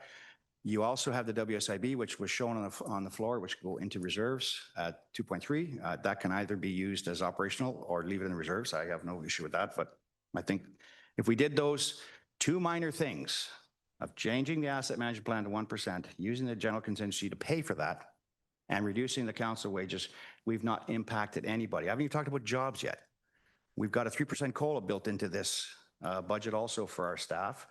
And I would like to see what the financial impacts are if we did a 1% in January, 1% in June, and 1% in September. How would that impact the budget? How much would that save us overall, where we still manage 3% for everybody? I don't have a COLA in our budget in Bradford. It's a 0% COLA. It's just the way it is. It's the financial picture that's out there right now. So I'm not here to attack everybody or attack staff. I'm here to say that we're in some difficult times. And there's a lot of uncertainty out there within our business communities. And it's time we do our best to try and support them. So I look for some, Warden, if I can get an answer on that. How much would that impact the budget if we went with a 1% in January, 1 in June, and 1 in September to cover the 3% COLA over the year? How much would that save us for this budget? All right. Well, while Leland or Trevor's working on that, I'll take some other answers from the floor, and then we'll circle back to that. So Barrie, Councillor Riepma. Thank you, Warden. As you know, here with respect to the city of Barrie and with respect to the city of Orillia, we have a separate agreement in terms of our charges. And the budget that is before us is based on a proposed agreement. And we are interested to know what would the numbers be for both city of Barrie and city of Orillia based on our existing agreement. Boy, there's one for you, General Manager. Okay. Oh, could you, you're looking for what your agreement would have been prior to the new agreement? What's the difference? Is that what you're looking for, Councillor? Yes, because the proposed agreement is not in place yet. Yeah, the proposed agreement's not in place, but I think we're using the new proposed agreement for this budget year. Are we not, General Manager? Thank you. Yes. Thank you, Your Worship, through you. We have that information and we've provided it to the city staff. My understanding is specifically at Barrie, they're going to be reviewing that with you. So we do have the two pieces. We built the budget in a way that it doesn't matter. It won't impact the county portion of the budget. But your staff has that information and we can, or we can meet directly with you and review that for sure. Thank you. Councillor? Okay, thank you very much. We have some supplementary questions, but I'll pass it over to the mayor to ask. Go ahead. You've got the floor, so go ahead, Mayor Nuttall. Thank you, Warden. I appreciate the opportunity. So whether there's an agreement, to me, it doesn't really matter which agreement we use. If we look at the bottom line numbers between 25 and 26 budgets, that should give us what the bottom line increase is. Am I incorrect in? Trevor? Thank you, Your Worship. Not if you're looking at this specific budget. The budget document that we have before us that shows the county-specific view of the budget. It includes many services that are not part of the shared services agreement. So looking at the bottom line for this budget would not be equivalent to looking at the shared services. We have a separate view of the shared services, which we provided and is outlined partly, at least, on the partner page that shows the combined view and what the amount is for allocation of expenses for those shared services. That's, and we've got detailed information that we've provided staff at the cities to outline what those are. So unfortunately, no, you can't exactly equate the two budgets. The shared services have gone up specifically, significantly in a few different areas. And some of the areas we at county are able to use some of the reserves that we have to address those, but those are not part of the city's budget. So that would be a different way of looking at it. Thank you. Carry on. Thank you, Mr. Warden. I guess when I was talking about the bottom line, rather than the bottom line of the county budget versus the shared services, I was actually referring to the Barrie budget request from last year versus the Barrie budget request for this year from the county. And so if I look at the 2025 budget, the budget request was 26.872 million. And I look at the 2026 budget and it's 34.963. And so those are the bottom line combined numbers as far as I can tell from the 25 budget and the 26 budgets. Are those correct? General Manager. Thank you, Your Worship. Through you, are you including capital? Am I including capital? I think I am, but tell me I'm not if I'm not. I don't believe so. I would look at, Go ahead. Through the chair, yes, the capital hasn't been included in a 25 number. So the capital wasn't included in the 25 number. What was the capital number from last year? Is that the total non-MFC capital projects, 2.6 million? Correct. Okay, so last year's number was the 26,872 plus the 2.6, which gets you up to call it 29.4. Is that correct? Through the chair, I'll have to look up what the actual 25 budget number was compared to the 26.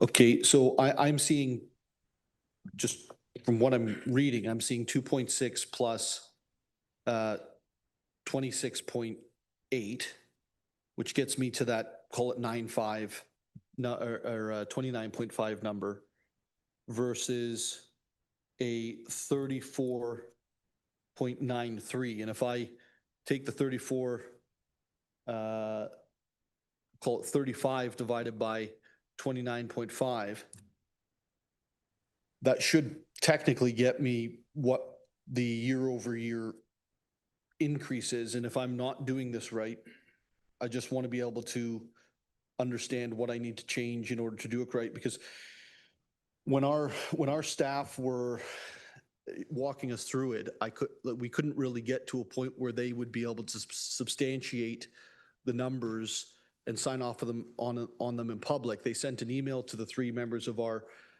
team here today, and in the follow-up asking, okay, how does this apply to the binder, and show us where this applies to the binder. They said, we don't know, we don't totally understand it ourselves. So it's really difficult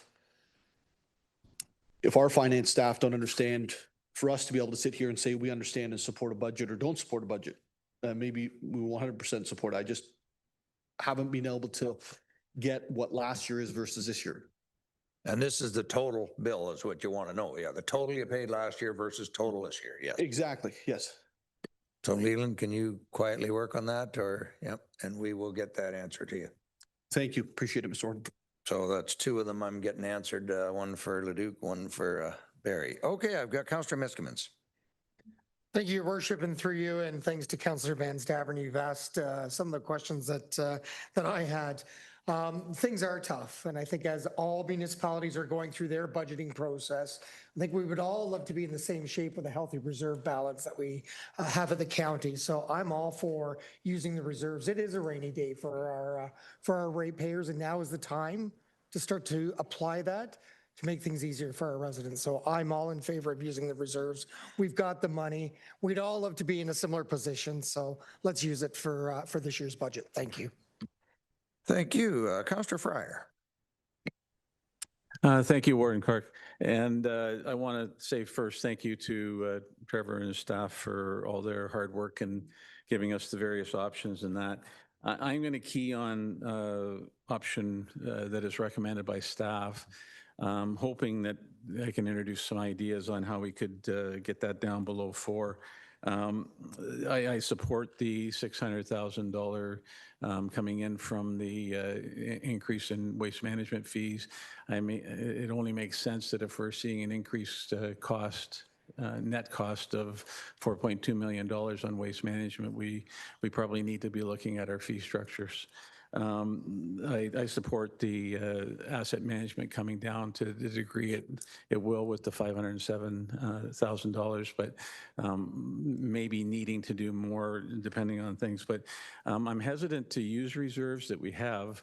So I wanted to try to concentrate on what I see as possible increases in reserve proposed in the budget. So the one I wanted to ask about first was it's outlined, and I understand it correctly, on page 27, and it explains that there's 1% set aside from the budget for strategic land purchases. So I wanted to ask through you, if I could, to the treasurer, to give me a little more detail and understanding of strategic land purchase. If we have a reserve that we have right now, how much did we use in 2025?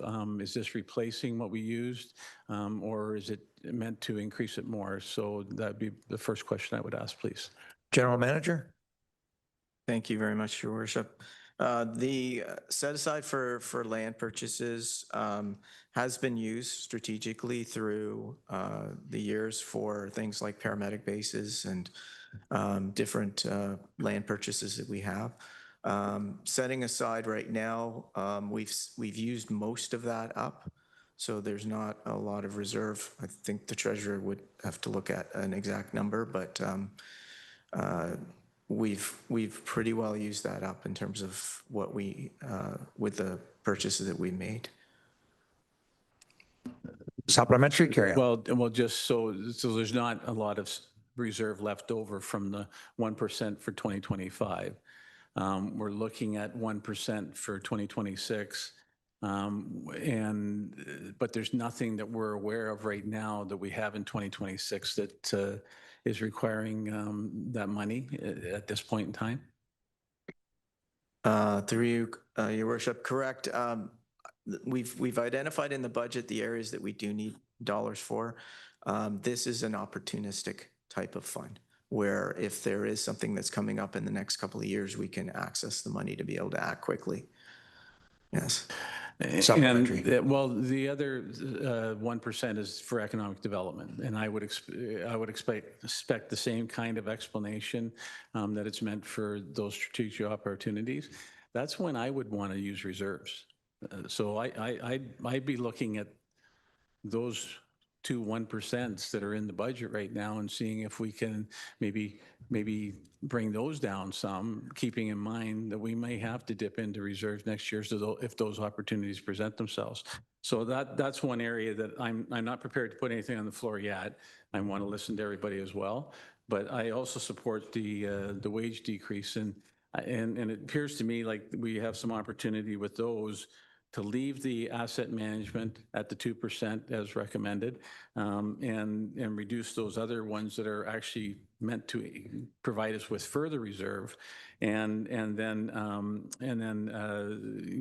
I'd like to see us get it down to more into the 3.5, 3.25 range. But I'll listen to everybody else and go from there as far as making any kind of formal motion. Thank you.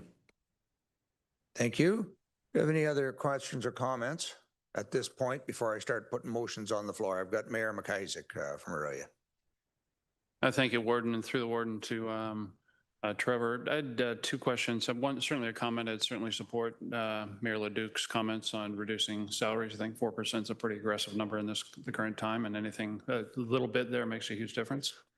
Second, my question is really around the services we're providing in the budget. Are there any services or budget funds in the budget that we spend that are outside of the county mandate? Oh, I think we have hospital funding. We have quite a few things that are outside of our mandate. Trevor, can you go ahead, General Manager? Thank you, Your Worship. Yes, there are, but as far as the city's contribution to those, there are none that I'm aware of at this point. I'm thinking there's only one taxpayer.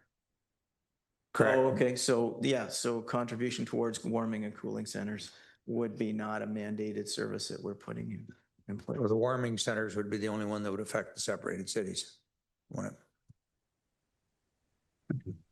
Good. Supplementary. Okay, Councillor Follis and then Councillor Fryer. Thanks. Through the chair, I just had two questions. One was just a supplementary to Dawn's there.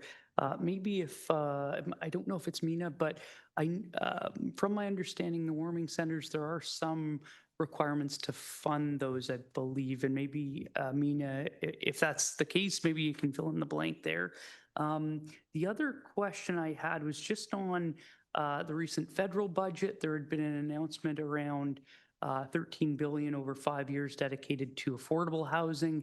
Curious, do we obviously this would likely not impact this budget cycle, but do we have any early indications what we might be seeing over the next little while? General Manager Fayez Baguette, I think those are both your questions, are they? Through you, Chair, Warden Clark.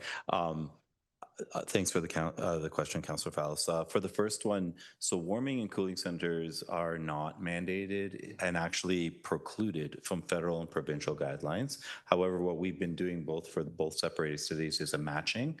So for every for a program, we try to set a number, and each municipality, the county and the separated city would match dollars for them, and then. In other instances, for other member municipalities, they'll either contribute like location or funding or in-kind support of some sort. In terms of the Build Canada kind of directive that we've seen from the federal government, we haven't heard anything directly yet in terms of what municipalities can qualify for.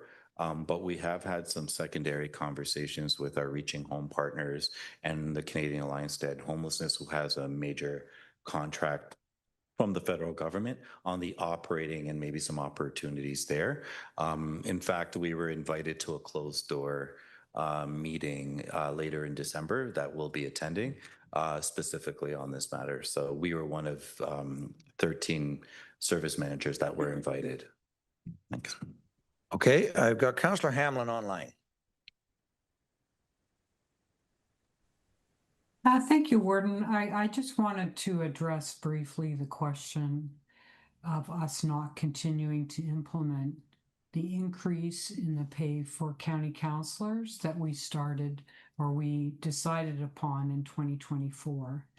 And I do recall that it was a very heated debate, but I think what I recall being recognized is that there hadn't been an increase in 20 years for the members of this House, that we were the lowest paid councillors at this level from the comparable municipalities, that it was thought it would encourage younger people in our community to step up As you know, our current salary, we've had a bit of an increase now, but certainly as we came in, it was 18,000 a year. And I hope this House isn't going to reopen that debate today. I would not be in favor of revisiting it. I did a quick calculation to see how much of our total budget tax, the total amount we're collecting for our operations is of that tax amount for our salary increase for 26. It's over 0.1%, but under 0.2%. It's an amount that won't make any meaningful difference other than giving us, an opportunity to talk about it. Thank you. Yeah, I think Councillor Fryer, you had your card up. And then... Thank you, Warden Clark. And I did forget one area about reserves that I was going to ask through you to Treasurer about.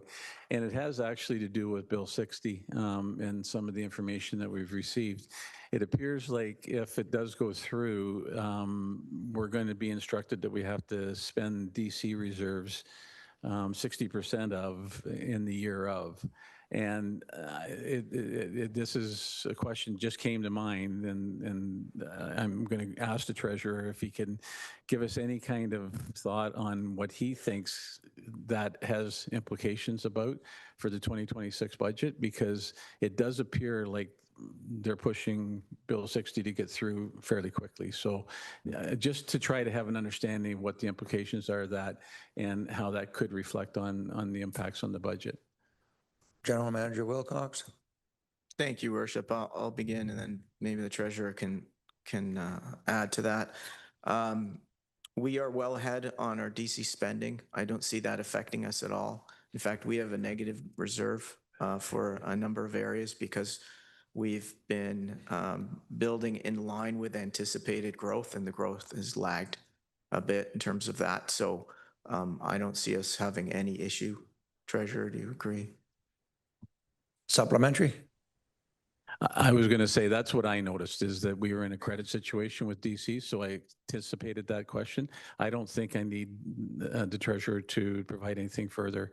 That I felt that it wouldn't be something that would impact Simcoe. That's the way I was looking at it. Thank you. Councillor Locks. No, thank you. Through the warden. Just sorry, in case I've missed this, is there any savings in the switch over in recycling program to the county? There's actually a cost.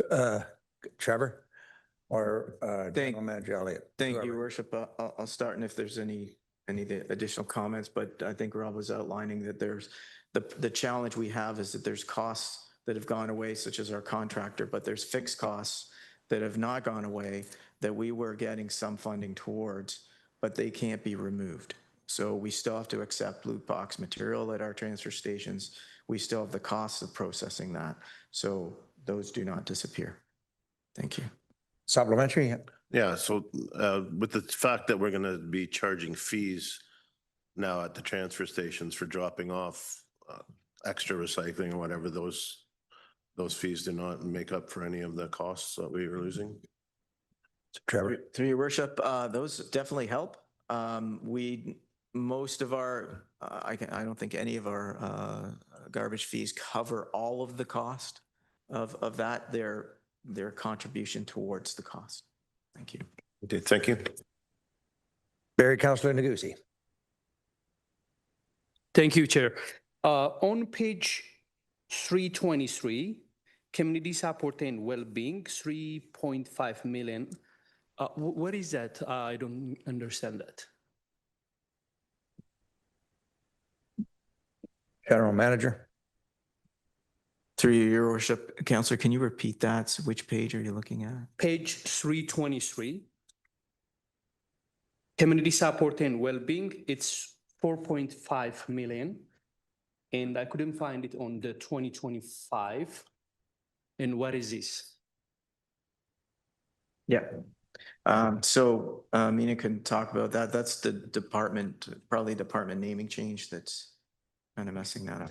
Yep, through you, Warden Clark. Community Safety Wellbeing is the former Ontario Works Department. That's just a name change. This is a funding in, funding out model based on caseload count. So all that is the funding that The caseload, we're projecting a caseload of over 8,000 cases across the county. So this is the increase county-wide. The funds are transferred from provincial straight through to the client. The only thing that's not funded is the administrative dollars over the 50-50 contribution. That hasn't changed since 2018. We did get one-time funding last year to offset that. This year, we still haven't heard anything, but we're advocating as we go. So overall, though, for the city of Barrie, your contribution portion is going up by $19,000. Okay, thank you. Okay, Trevor, General Manager, do you have an answer for, we had two questions earlier, the COLA on a phase-in, I think was one of them, and the Barrie totals. Thank Do we you. have those yet? Thank you, Worship. If I could address the shared cities. So for Barrie specifically, the total of operating expense and capital last year, the request was for $39.3 million. For 2026, we're anticipating 34.9 or 35, rounds to 35.0. So it drops because of the drop related to the capital, the way the capital is being, the contribution to capital is now extended across the life of the asset. Thank you. Go ahead, Mayor. Yeah, thank you. And I appreciate that's something I requested and asked for. And I really do appreciate the county taking that outlook, because it is a help. And it will have a long-term lasting impact on the city to be able to reduce the principal we're paying back each year. It doesn't affect the interest payments so much unless our rates are going up in a downward environment. So I still am struggling. I'm not understanding where those numbers are coming from, because I'm literally just pulling it out of the budget documents from last year. And they think maybe if we can just separate the two, the operating and the capital, because that'll be much easier for me to understand. The operating 2025 was 26.872 if there's no CapEx and none of the MFC stuff in there. And this year it's 32,469, meaning that we have 32.5 divided by 26.9, and I get a 1.21 ratio, or a 20% increase in the operating between the county and the But I state. think there's a capital portion's been moved over to the operating side now. Go ahead, Trevor, and explain that. Thank you, through your worship. Yes, it's a bit of an apples and oranges comparison. So to clarify, and this is what we've been trying to do with staff, and we're more than willing to sit down and walk through that. We provided some information back. We've not received any further, as far as I know, questions regarding the information that we provided. So what we need to adjust for is there is interest that is anticipated. There was prior interest related to the MSC funding. That is actually being reduced. The amount of interest paid will be lower, but there is interest in there. That is not included in your 2025 number, because that was included in the capital. So that should be added to the operating expenses in 2025. So that would actually better align that. And then the interest, so the interest would actually go down. And then also we've added in a component to pay for asset management that was previously in the capital that we're putting in the operating balance. However, it will fund a reserve that will offset capital. So for 2026, it offsets most of the capital except for a small amount, because what we're trying to do is smooth the contribution to capital, just like we've done within the county here, so that we have a fund that's funding all the capital for our facilities, for our fleet, et cetera.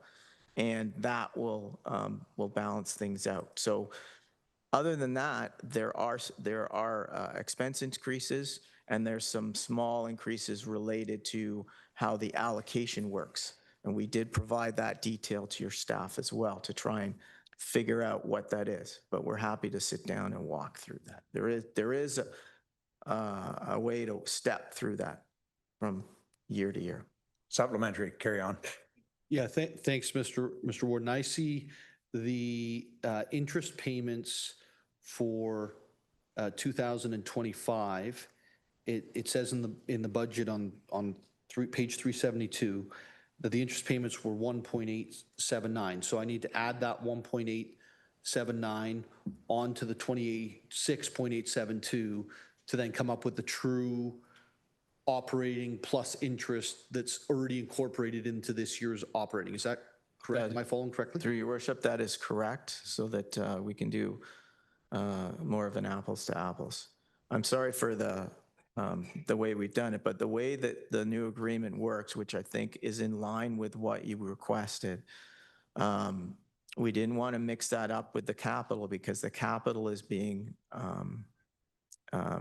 the contribution to capital is across the life of the asset now. So that would be difficult to mix that in. Yes.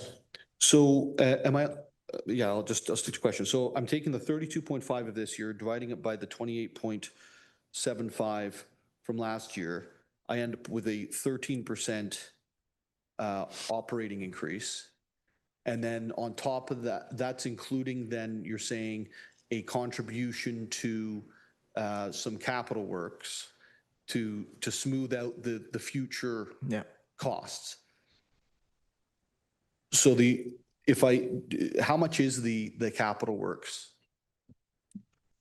Through your worship, if I could, Leland, because Leland sent those numbers to the barrier representatives on Friday. Through the chair, the capital commitment is $24 million for 26. But the contribution to capital is 2.5 million. So that's specifically for the city of Barrie. And that's being shown inside of the 32 point, call it $5 million operating budget? Leland. Through the chair, that's the 2.5 million that I just mentioned is the contributions to capital. That's a separate item. It's not included in the operating number. So we're through your worship, if you don't mind, Treasurer Civic, it's the contribution to asset management, I think, is the figure that that we'd sent to Barrie before, and I think that's the number that we're looking for.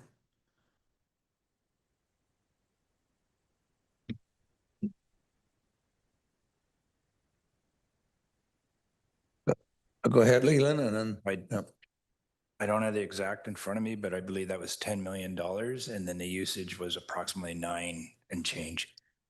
Yeah. So $10 million was contributions to the reserves, and in 26, the capital for asset management was using approximately 9 of that. That clear it up or confuse it even more? I think I'm a little more confused. All right. And just on there has been information shed in terms of our staff. I think on Friday, they'd sent questions on Tuesday. We received them back Friday. Over the weekend, we got an email from our staff. So it hasn't really been a robust back and forth, but there has been information certainly tried to be provided. I think where I'm getting stuck is when the change here is coming, like what is the global number? Because if I just go into last year's budget, and maybe I'm just not reading it correctly, we were at one number plus a non-MFC amount of 2.6, and that I think earlier I heard that should equate to the both, but now it's maybe there's other numbers that were outside of that were MFC related that are now being incorporated over in the operating, and maybe that's what's happening. Trevor. Through your worship. The global number is the overall number I would look at, is going from 39 million down to 35 million.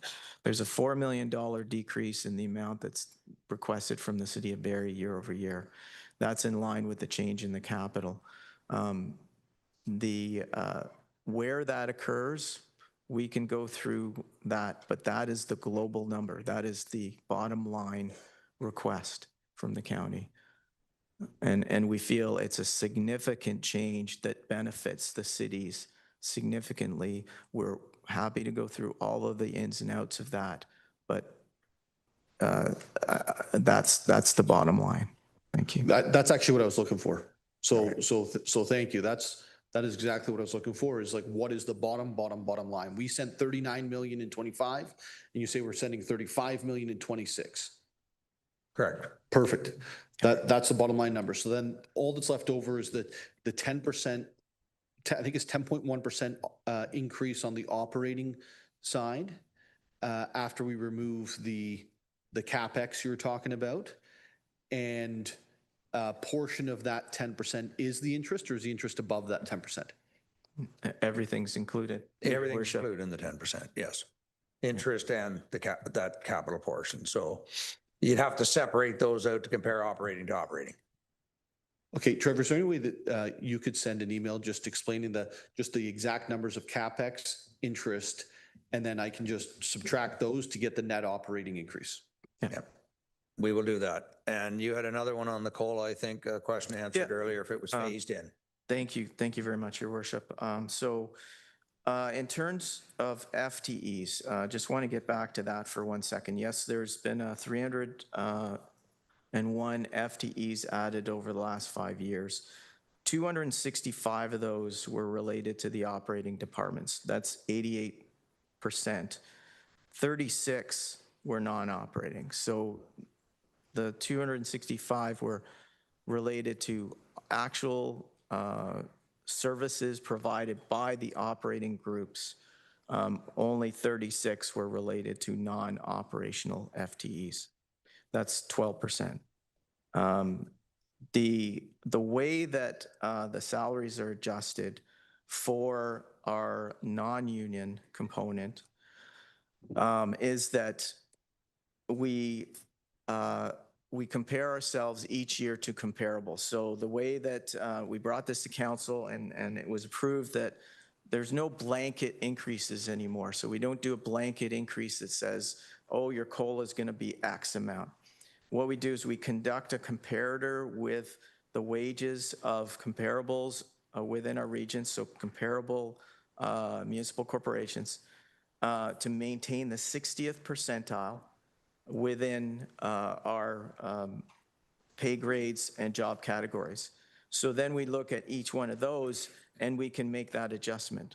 The 3% increase that I mentioned is our estimate of how much that would be to maintain that. So we look at the difference, we will look at the amount from last year in terms of, we look at a full year. So we're actually a little like a year behind. We'll look at 2025. In 2026, we'll look at the full year 2025 and we'll see where we're sitting in relation to our comparables in the various job categories, and we will make adjustments to maintain the 60th percentile. We think that's the fairest way to do it, and that's what we brought to council before, and we've estimated that would be approximately 3%. 3% across the board, but it'll be different for non on the job. Correct. Yeah. So what I'll do, I've got 3 more questions and then we'll take a break. So I've got Councillor McKellen, Councillor Brian Smith, and then Councillor Duke. Thank you, Warden. I'd just like to say that I would support an asset management contribution of less, about 0.5% less, and that we use our WSIB. And I do support the recommended fees in report 12.2 for the solid waste management. However, I would like to note when it comes to COLA and cost of living, the Bank of Canada is at 2% for 2026. The teacher's pension is also at 2% for 2026. The rent cap increases are at 2.1%, and the province's consumer price index is also at 2%. So all signs are pointing to a 2% cost of living increase for 2026. So I think my question was, how did we get to 3? But thank you, GM Wilcox. I think you just answered that.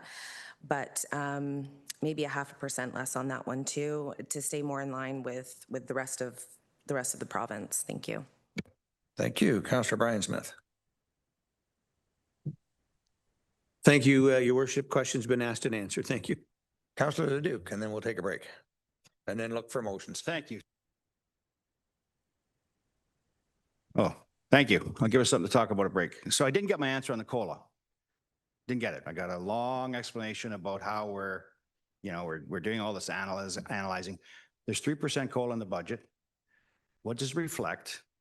When you use that assumption of 3%, what does it reflect if we do a January 1%, June 1%, and September 1%? It's in the budget as 3%. So it's a pretty standard question with a pretty standard answer wanting back. So let's work on that over break and let's get an actual number. I work on numbers. Thank you. So, no, I've got more to go here. I'm Carry going to on. recommend, nobody's put an amendment on the floor yet, so I'd like to put an amendment on the floor. Here's my amendment. We can work on it over the break to figure out how to do this.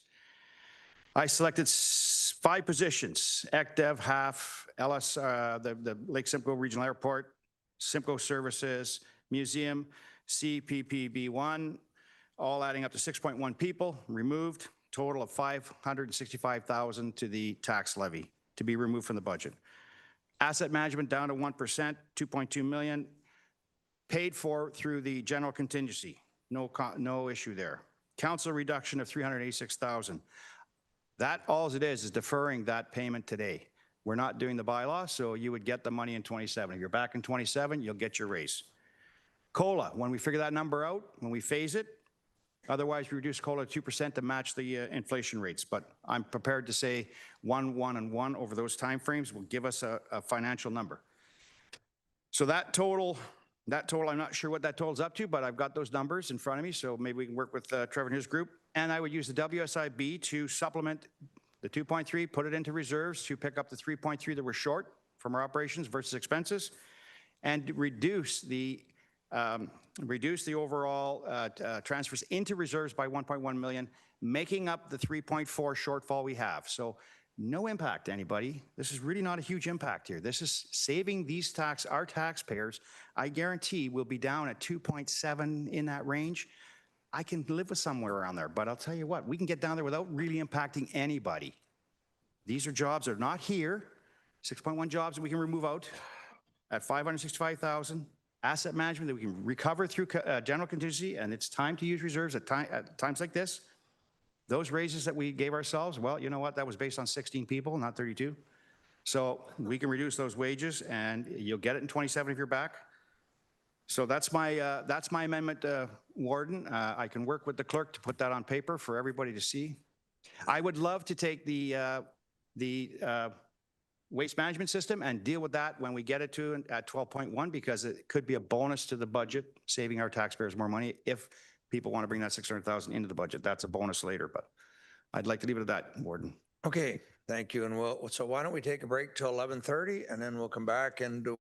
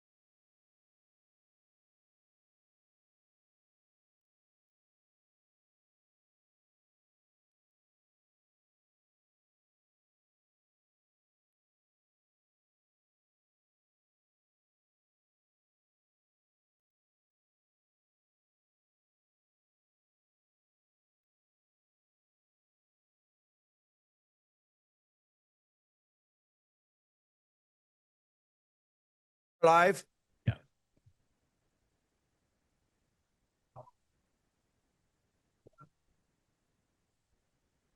We are live now, so first thing I'll do is, I'm going to get a motion to put the budget on the floor first, and we'll have that motion, and then we can do the amendments. But I do need to get the budget on the floor prior to any amendments. Moved by Councillor Fryer, second by Councillor Prost. And Jonathan's got some comments here. Through you, Warden. So I'd suggest the motion to get the budget on the floor, exclude any related funding to Georgian Bay General Hospital. So Councillor Prost can participate given the declared conflict. So if the mover and seconder on that one are okay, it's to receive the report and the proposed 2025 budget with the exclusion of any related funding to Georgian Bay General Hospital be approved, and then council can go about making amendments here to address the operating balance and any other items they want to bring forward. So that is a motion. I had Councillor Fryer and Councillor Prost did move that, and that gets rid of the conflict. So now we will look at amendments. My suggestion would be to separate them and do them one at a time, because I've got council saying they can support some but not others, and we'll just go through the list. So I think we have something from you here, Councillor Duke. We'll see where we end up. What's the first one you have?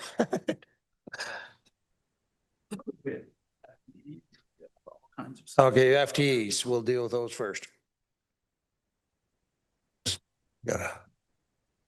Councillor Duke, it will be your motion. Yeah, I was talking to General Manager Wilcox before we went to break, or during break, and we were trying to come up with a solution.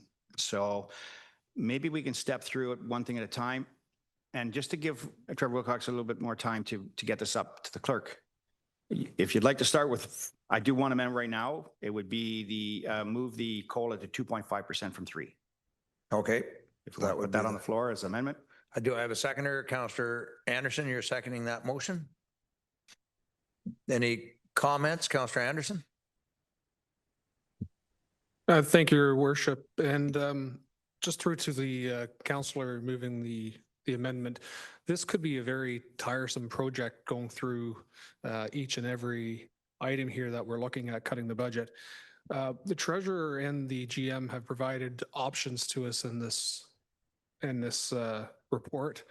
And I believe if the mover would prefer to look at picking a number that he is comfortable with and letting staff, our competent and capable staff, come to the conclusion of how they would fund it. So if it's a 2% increase that you're looking at, or a 2.5% increase in overall budget, the staff can take that back, and I believe that's the way we should approach this subject matter.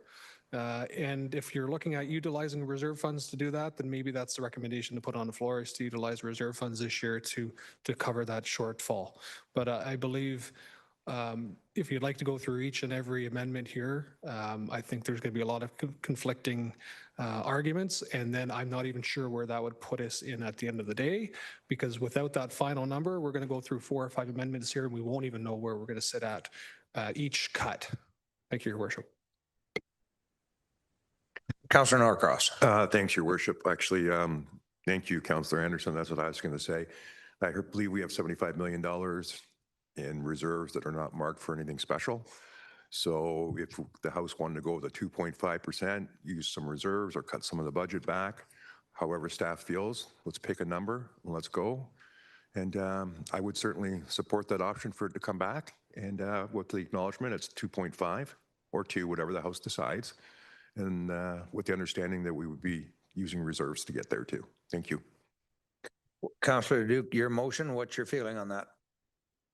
I like that. If we can get to a number that's acceptable to council, I'm with you. Let staff do it. Okay, Councillor Van Staveren. Could we please have the 4 options put back up to facilitate discussion? Thank you. We're going to get them up on the screen here if we're just working on that. Then I would suggest they would be suggestions, but you would let staff balance the numbers. Councillor Leduc on that. May I just say then that we'll take my suggestion, my amendment off the floor to go back to this, what we're talking about. We're in committee of the whole. We can do that, correct? With Anderson, you're fine with removing the individual one, and then we try and hit it. What rate will you be looking at then, Councillor Leduc? Can I put that on the floor for an amendment? Yes. Okay, I would like to amend that the budget come in at 2%. 2%? 2%. Start there. All right. You're hitting pretty low. Do we have a seconder there? Not, Councillor Anderson, you will second 2%? All right. Councillor Cox, I saw your hand. I would like to see them bring it back and do what they've done here in the options they put up. Here's a 3%, here's a 3.5, and here's a 2.5. And let us look at them. Not just randomly not know where we're at or what effect it will have on anyone. I don't know if that's something through the chair to Trevor is just as reasonable, but we had 4 options up here and we obviously have not picked one. And we now have been down to, we were at 3.5, right? And if you can give us maybe a 3 and a 2.5, if that would keep the ranks happy, then we could look at them and make a decision there. But I don't think we should just look at one number and say that's the one it has to be. I think the rest of us all have to have a say in a decision in this. Thank you. I think what you're looking for, though, is when this comes back, we would want to see the changes prior to the final approval at council, which we would anyway. When it came to council, we would see the changes. Councillor Anderson on that motion. Thank you, Your Worship. And whichever number the House decides is fine by me, but I think the 2%, if that's what we want to give direction to staff, I think simply if there is no will to make additional cuts to services and other improvements with enhancements in the county budget, then we take the remaining funds from reserve funds. And I would add that as even as a friendly amendment if that was the case, that's the funding source for the percentage decrease. Okay, any other comments on 2% I have on the floor? I'm just looking at what we got. This is the one that we're in the report, but we're saying 2% now. So, Councillor McDonald. Thank you, Your Warden. My only concern about going to 2 or going much lower is that the next budget is going to be not one that you'd want to be sitting here trying to figure it out, because whatever we delay here, we give to whoever sits in this house. It'll be their problem. And I think that we have to be fiscally responsible. And I know that we do have challenging times, but every budget has had their own different challenges. And so I just caution that going too low is not fiscally responsible. Councillor Van Stavern. I think it's important that we rely on recommendations from our staff. And we've already talked about several of the options. They recommended 2. I think our direction should be possibly towards 4, which gives us 3.5%, and utilizing our reserves, which can be replenished if our surpluses appear. It gives a bit of compromise to everybody. Thank you. Councillor Measures. Thank you very much. Well, on the surface, I don't have any objection to a 2%. I do support what Councillor McDonald spoke about in the fact that leaving, this term ending with this type of budget will leave great difficulties for a brand new council to deal with. So I would suggest that we reconsider the 2 and, look somewhere in that 3%, which will be, between 2.5 and 3. And I think if I can go back to Councillor Leduc's initial comments, you said, honestly, it felt like about an hour ago when you said, I think we should be around 2.75, which is sort of a number that I thought we should be working towards as well. So I was supporting you on that. I would like to add, though, that by asking staff to go back and rework the budgets, obviously they're the staff have come forward with the budgets, which included a lot of our FTEs and other positions and other recommendations. I would be cautious that they be careful about any cuts in those staff positions, given that many of them are positions that we absolutely need. I was considering, when you drive in here every day, you drive by the work going on at the museum and realize that place is expanding and we're going to need those staff that are recommended in this budget. So I think we have to be thinking forward as that as well. Thank you. One of the concerns I've always had when you start pulling from reserves to balance your budget, and you said it, next year, I always like to see a light at the end of the tunnel. And I'm not seeing that when I look at the federal budgets come out, or even the provincial budgets that are coming out. Like inflation is going to keep climbing. So things are going to be worse next year, and I hate to be the bearer of bad news, but I'm seeing nothing that's changed in that direction, including the trade talks. So we're going to be back here next year with a bunch of money taken out of reserves and things worse off than they are today. And you've got to be very careful, because when things finally bottom out, that's when you're going to want to be riding on those reserves. And we haven't gotten there yet. And I know that's depressing to say. So I can't get the 2%. I could see a reduction and we start looking a bit at those reserves. But I mean, in Remera, I added money to our reserves this year because I just see this a long road ahead of us before things started getting better. Councillor Lavoie. Yeah, I'm just, thank you very much, Warden. I'm just looking at the increase for average property. It seems to, for every 0.25% move about $3 per year. Trevor? Is that correct? Through your worship, yes. So we would, if we went to 3.75, we go down to about $35 per year, or we take $9 off. I'm not sure how meaningful that is, but I just offer it for contemplation. Okay, thank you. We do have a motion on the floor. Comment, Councillor Dolan. Thank you. Actually, a question, if I could, to staff. And this is where I'm struggling is, would you rather a percentage that this house comes up with and staff decide the best way to handle that? Or is your question going to be, what don't you want us to do anymore? General Manager. Thank you, Your Worship, through the councillor. That's great suggestion.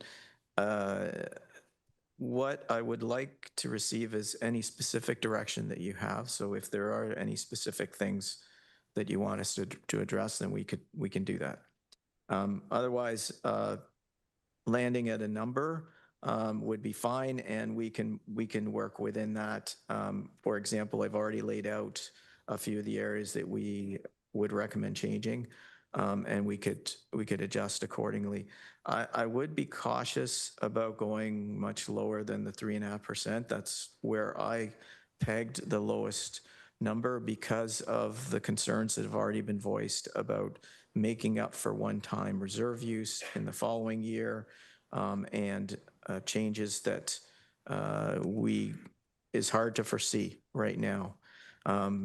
We can draw from reserves, and if we do have a balance for this year, we can put those towards that. That's what we're doing with the WSIB credit, because that is articulated as a credit this year, but we will put that aside and we'll use that for 26.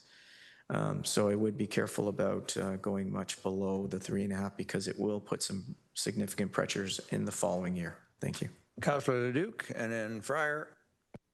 Yeah, thank you, Warden. And I threw the 2% on there, but I did have a discussion with Trevor, and and I thank you, Councillor Measures, for the 2.7. That's where I probably would be most comfortable. But I looked at it from without impacting people, and we've got the windfall of $2.3 million from WSIB up there. So use that to make up the shortfall of the 3.4 million, okay, the expense versus operational revenues versus expenses. Reduce, it's simple, reduce the reserves, and we leave this to staff because we have reserves, lots of reserves there. Reduce the input to transfer to reserves by 1.1 million. You got rid of the 3.4 operating balance. Now we get into saving our taxpayers' dollars. And I talked about taking the asset management plan and reducing that by 1%. We'd be at a 3%, and we would use the general contingency reserve fund. It's not a big deal. It's $4.3 million. Use it one time to make this up. And then we talked about COLA, and I said, okay, do the 111. Well, people came to me and I said, let's just do 2.5. It's very simple. 2.5 meets inflation the whole bit. They're still getting a raise. They're still, and it's based on Trevor's assumptions. He said he's going to look at each job and do whatever it takes to, if they meet the 2.5, they get it. If they don't, they don't. They save money, or they don't give them 2.5. And then the council wages are 386,000. I mean, there's simple cuts here without impacting service levels at the county. We haven't impacted one service level. I wanted some job cuts, but I'd go back and say, go ahead, add them in if you wanted to. But we can get down under, we can get that 2.75 without impacting service levels. It's simple. It's simple math. And I'm using that math to make this work. And we have that 2.3 windfall. So let's use it properly, make sure we get this operating and revenues at a level, and then use the general contingency, council reduction, COLA reduction. You're down at that 2.7 easy. Nobody lost anything. Nobody lost anything but us. But we need to make that choice, right? That's what our job is. We had to make that choice. It's for our residents. We have other budgets. It's great to say it's only this much money here, but we have police service budgets. OPP is capped at 11%. It's coming in 11%. You got to deal with that. You know, we got to deal with our own municipal budgets. We got to find money in that. So when you blend it all out, you're going to be up in the 3 or 4% range when you blend that out. It's difficult. We've made some tough decisions in Bradford. I made some very tough decisions, but we all have to make those decisions now. And I thought moving through this process was one that didn't really impact service levels or impact anybody. We just made a few simple cuts. We got our budget down to somewhere where it's respectable. Everybody can walk away and say we didn't financially burden the next council. We're not financially burdening them. Every budget year, you got to go through this. It's a tough one. I asked way back when we did the assumptions, come in with a 3% assumption. No, let's do the cuts ourselves. Well, that's what I'm doing. I'm here to do the cuts right now. And I'm good with it. I'm good with it. It's not a big one for us. So it could be done at a very financial, I know I put 2% on the floor, Warden, but you have to start somewhere. I'm not going to start at the top. I'm going to go right to the bottom. We'll race to the top after. Yeah, but I'm good with a 2.7, 2.75. I'd run with that. I'd take that to the bank. All right. Thank you. I've got Councillor Fryer and then Councillor Burkett. So, and then we'll vote on the two, but then we may look for different numbers. Oh. Thank you, Warden Clark. Through you to General Manager Wilcox. I'm looking back at 25 and the year-end forecast. So on page 38 is the operating balance worksheet you give us to look at. And the forecast for the end of 2025 is a surplus of almost $3 million. Now, my expectation is that involves the program funding that we get as well. So it's not just $3 million that the county can do with whatever. There's probably in and outs there but would any of that $3 million at the end that you're projecting at the end of 2025, would it get into asset management? Would there be a portion that would be surplus that would be allocated to asset management? Trevor, go ahead. So I just want to be clear, start through you, Your Worship. You're asking about the overall view for 2025 and if there's surplus, where that would be directed. We would bring that to council. That can be directed wherever we want if we achieve a surplus. At this point, we're not anticipating that based on the forecast. So when I look at the forecast on page 38, and it's showing 2.993 million at the end as surplus, that's all program related. So the on page 38. 38 of the forecast, excuse me. Sorry? Page 38 of the forecast. The 2025 forecast, yeah. Yeah.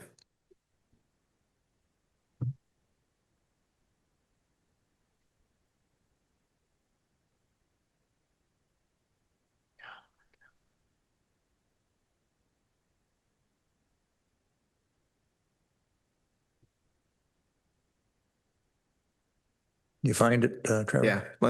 Leland's got go it. ahead. Leland's got Through the chair, the forecasted amount for 25 is a deficit of 2.5 million. The 2,993 that is the operating balance is forecasted compared to the budget operating balance of 5.5. So we are in fact forecasting a deficit of 2.5 million. And thank you. I needed that clarification when I was looking at it. I'm not supportive of going down to 2%. I probably could accept 3% and ask staff to come back and give us some ideas on what could happen. I'm hesitant to spend reserves when we're putting 2% in to go into asset management.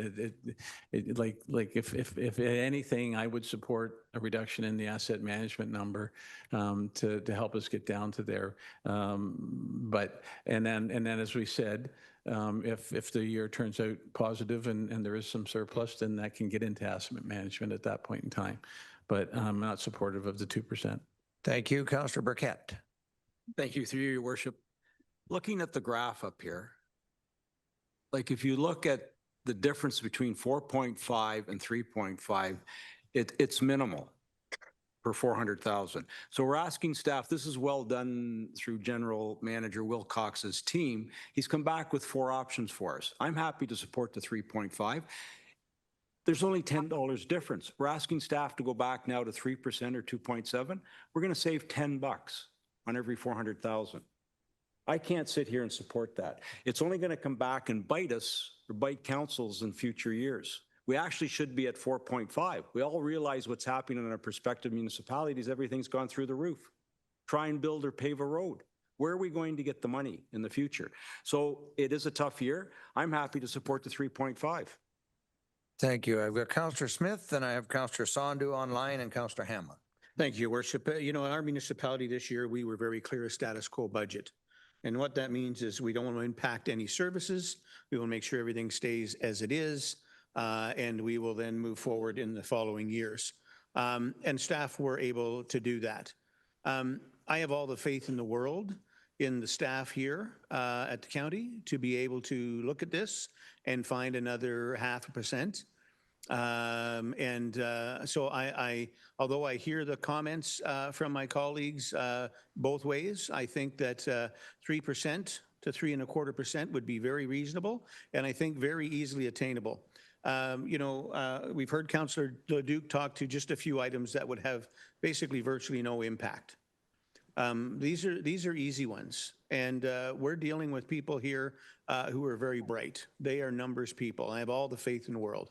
So I'd like to see 2%. I think is too low, and I think at 2%, yes, we will be impacting the next councils, and they're going to have to make up for that. But to be in that 2.75 to 3.25, I think is very easily attainable as you go through this budget, and I see no reason why we can't get there. What I really struggle with is, and of course, Councillor Cox, you're always right. But I struggle with coming back in 2 weeks with another set of numbers to choose from. I think we've got confidence in our staff. If we give them a number, that they'll get there, and we can move this process along. Otherwise, I see us in 2 more weeks doing what we're doing today. If they come back at 3.25, we're going to say, no, we want 3. And why don't you fix this, this, and this, and this? I think give them a number. That's the number we want to see. They're the experts in this field, Your Worship, and let them work their magic. Thank you.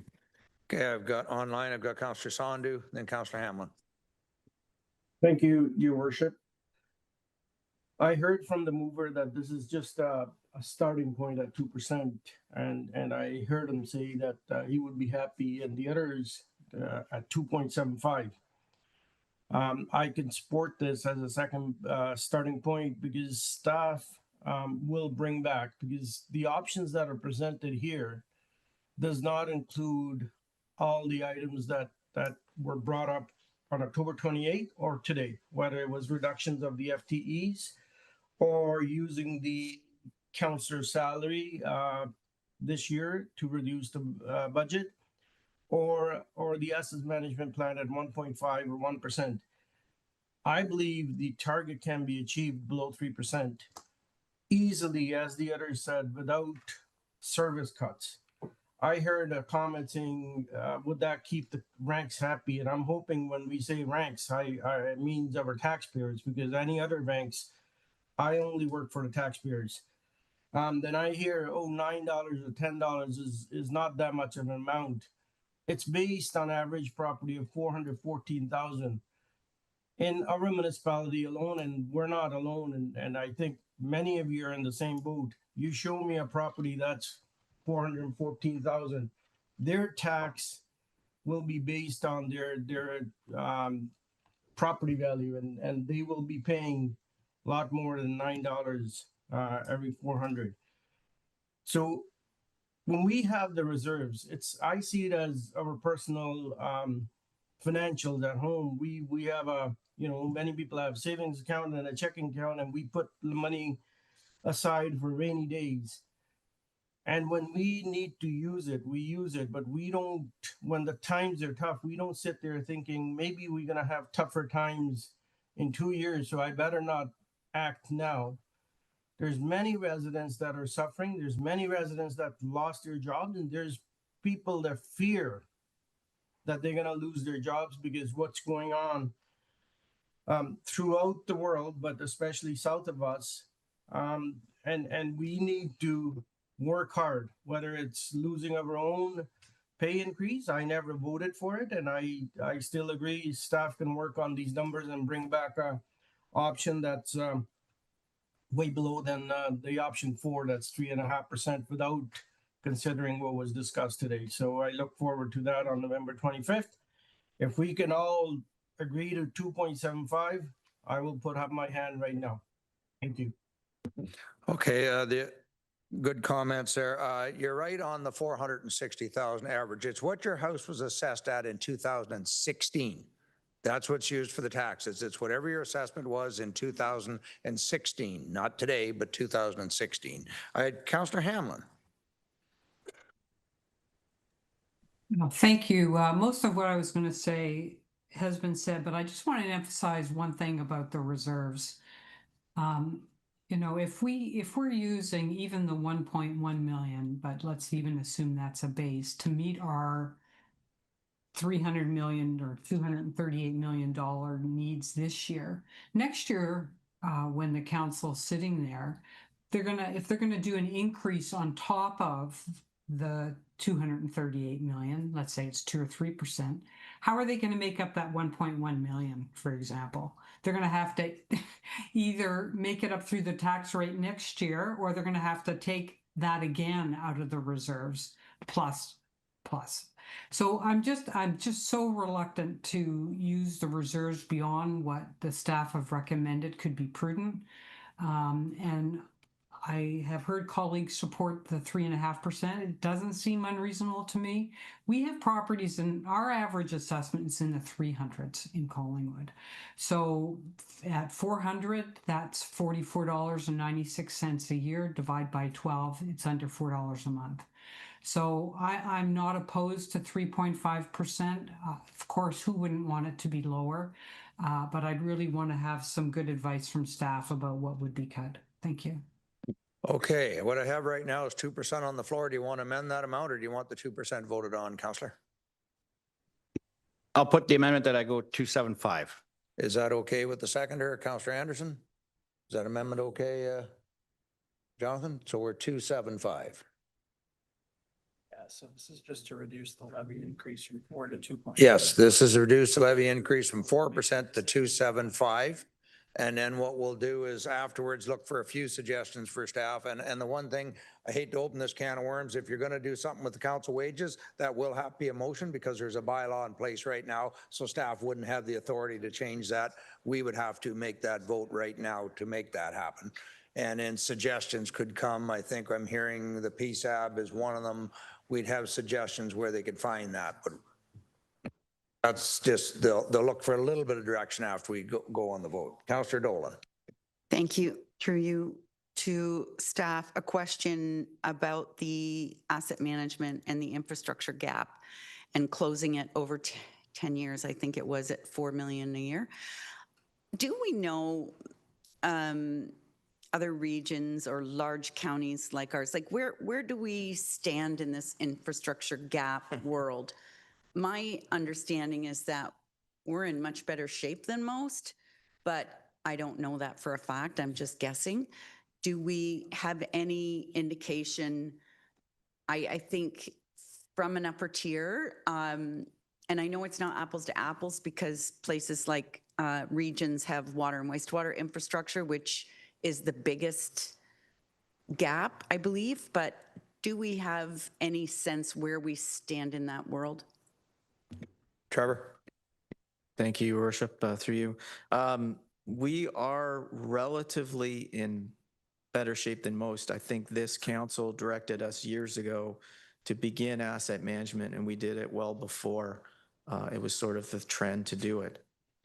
In fact, when we looked at our core assets, when we first started doing our detailed asset management plans to satisfy the provincial requirements, we were in a surplus position. Not in a gap, not in a deficit, but with the catch up that's happened with the cost increases over the last few years and the other growth that we've had, now we find ourselves in a deficit. The concern I have with pushing that off, which that's fine, we can, is the gap will grow. It'll grow with inflation and it'll grow as we add more assets on. So the challenge will be closing that gap. From a prudent financial standpoint, that's why we put this forward the way we have. But we can take direction and reevaluate. Thank you. Follow up? Thank you. One other question, and again, it's a comparator to kind of sense where we are with the province. So debt capacity, percentage of debt to debt capacity. And the reason I'm bringing this up isn't because I'm a big fan of going into debt, but because Minister Flack seems, I don't want to say obsessed, but I will because it's the only word I can think of, in, criticizing municipalities who don't carry debt and saying that there's a, but why aren't you using debt to do that? So, so I'm just wondering where we stand in that as well. Trevor, certainly. Thank you, through your worship. A couple of comments on that. One, from a provincial criticism standpoint, a lot of the criticism has come from DC reserves that are bloated or are considered to be bloated or big. Most regions, I would argue, though, is following the DC reserve legislation, which is in place, and those need to be set aside for specific purposes. We are not in that position. We actually have a negative DC reserve, so we've been well ahead of that curve. We are coming into the time, which I've been warning for a few years, but we're actually hitting it now, where we will be borrowing significantly. We've got major builds that are happening where we will be borrowing, and we recently got our evaluation from Standard & Poor's. They've kept our credit rating at AA+, but they now have an outlook of negative. So that means there is a chance, they feel, in the next 3 years that rating there's a 30% chance that it could be lowered because of the debt that we're going to be taking on related to that.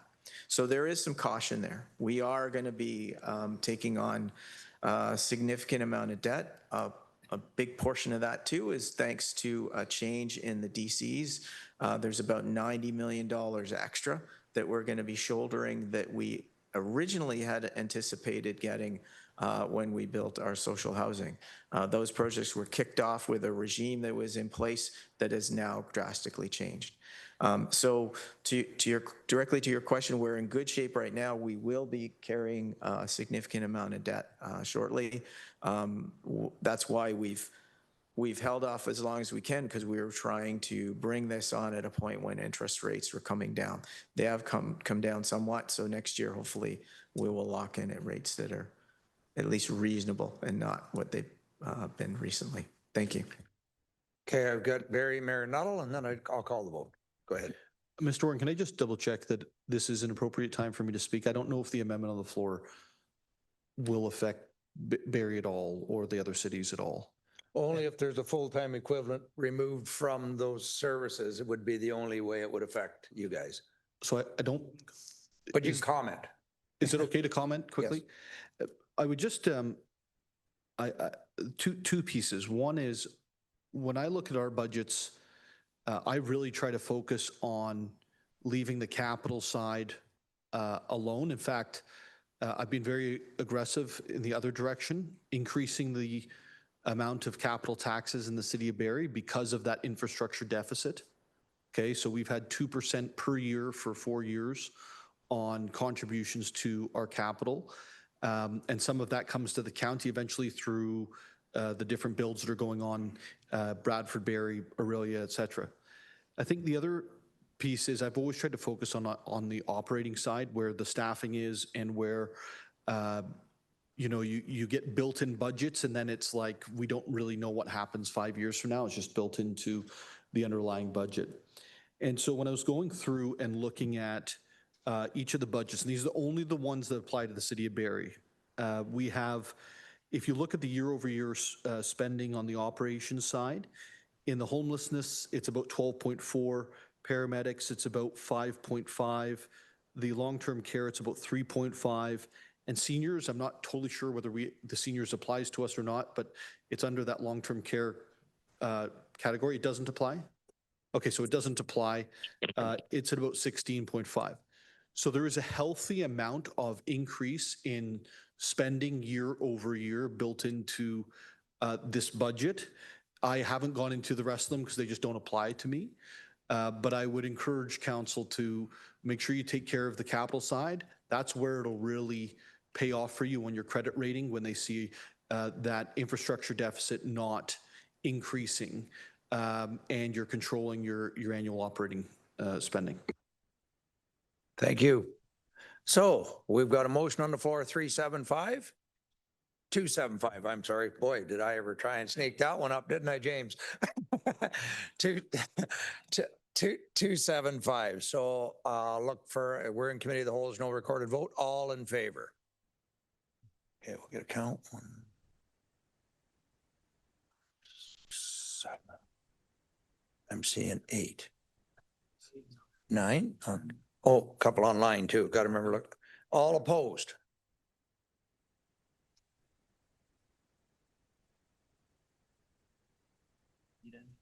Okay, that one was defeated, so I'll look for a different motion then.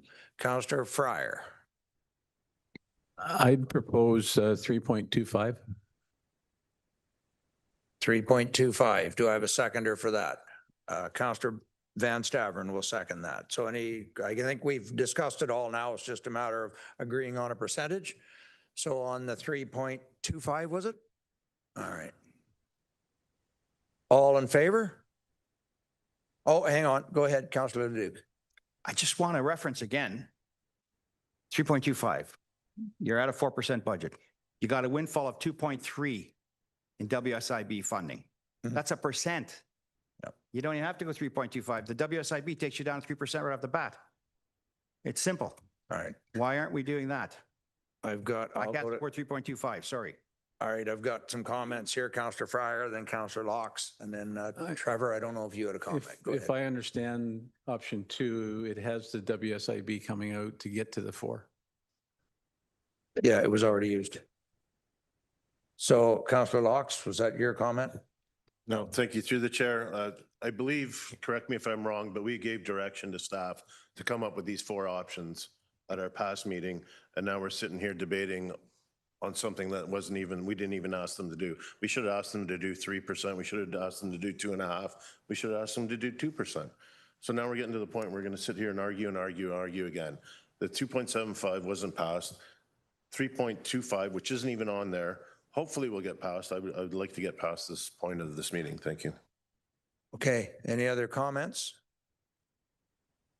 All in favor? Oh, James, before I call the vote, yes. I just need a clarification. And I asked Councillor, can you clarify Councillor Fryer's comments? He said the WSIB was there to get us to 4%? Trevor? Thank you, through your worship. Yes. The challenge we have is the operating balance is already 3.5 million negative. So the WSAB helps us get there partway, but not all the way.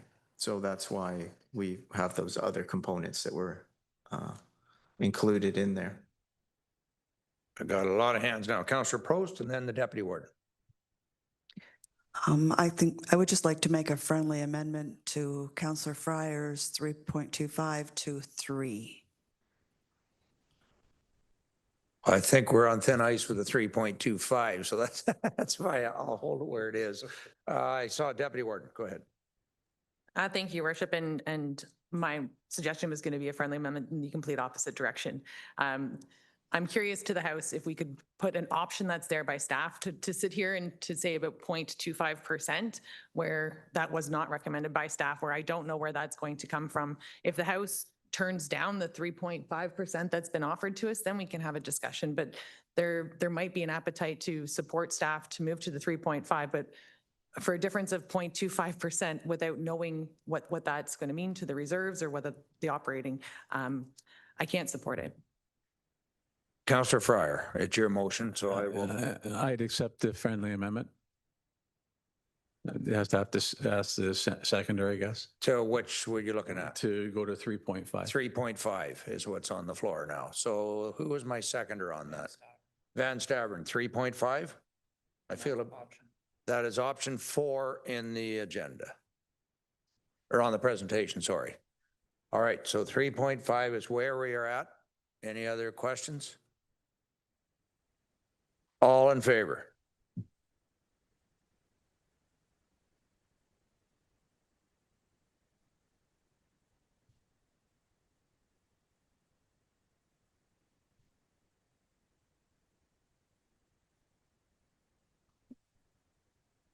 I'll ask all opposed, but I believe that motion is carried. All opposed. That motion is carried. So the 3.5. Now, need to do.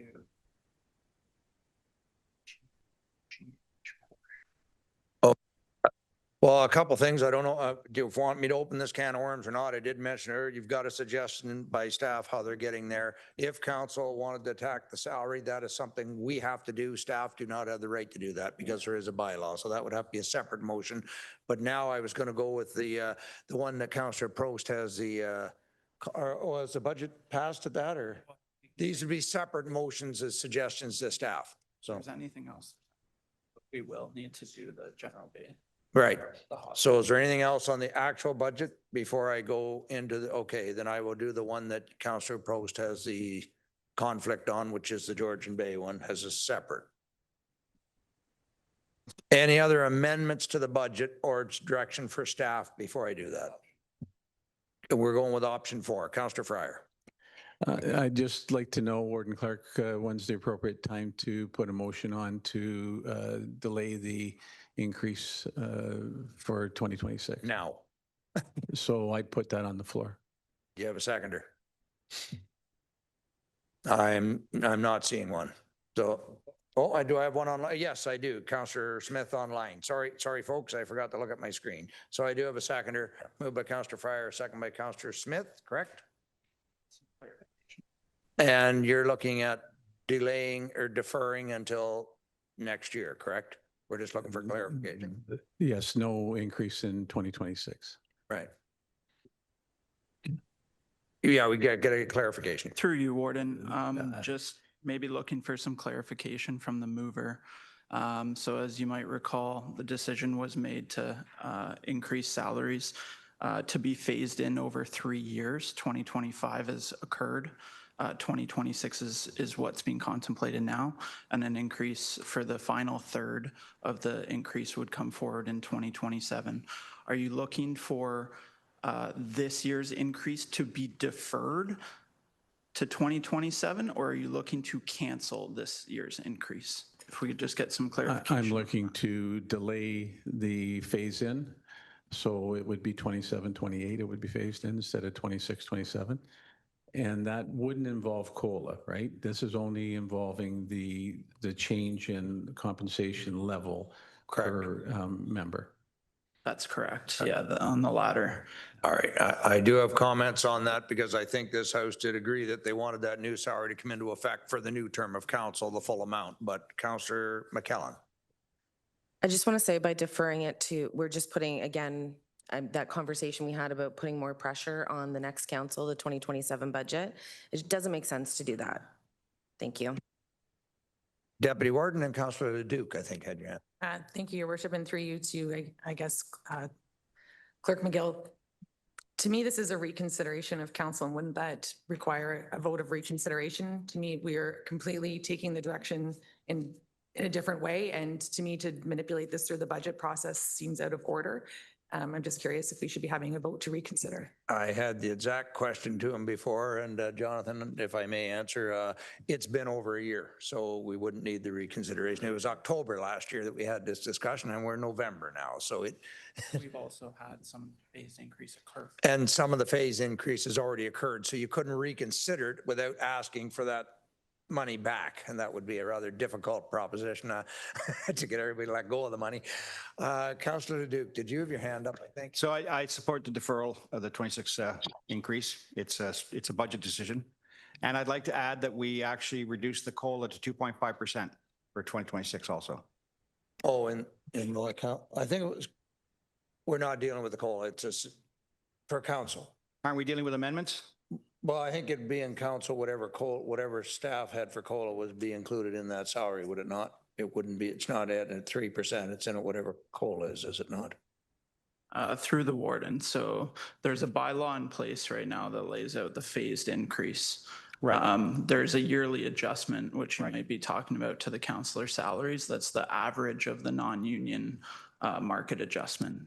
So the motion on the floor right now is just the increase to the base salary being deferred. If you're interested in talking about the sort of yearly adjustment as well, that could be in order, yeah. Yeah, I was going to say, this is budgets. This is budget time. So all this is in order. We're deferring the wage increase for council, changing the COLA, that's all budget. So it's all on the table today. And I know we had an amendment to.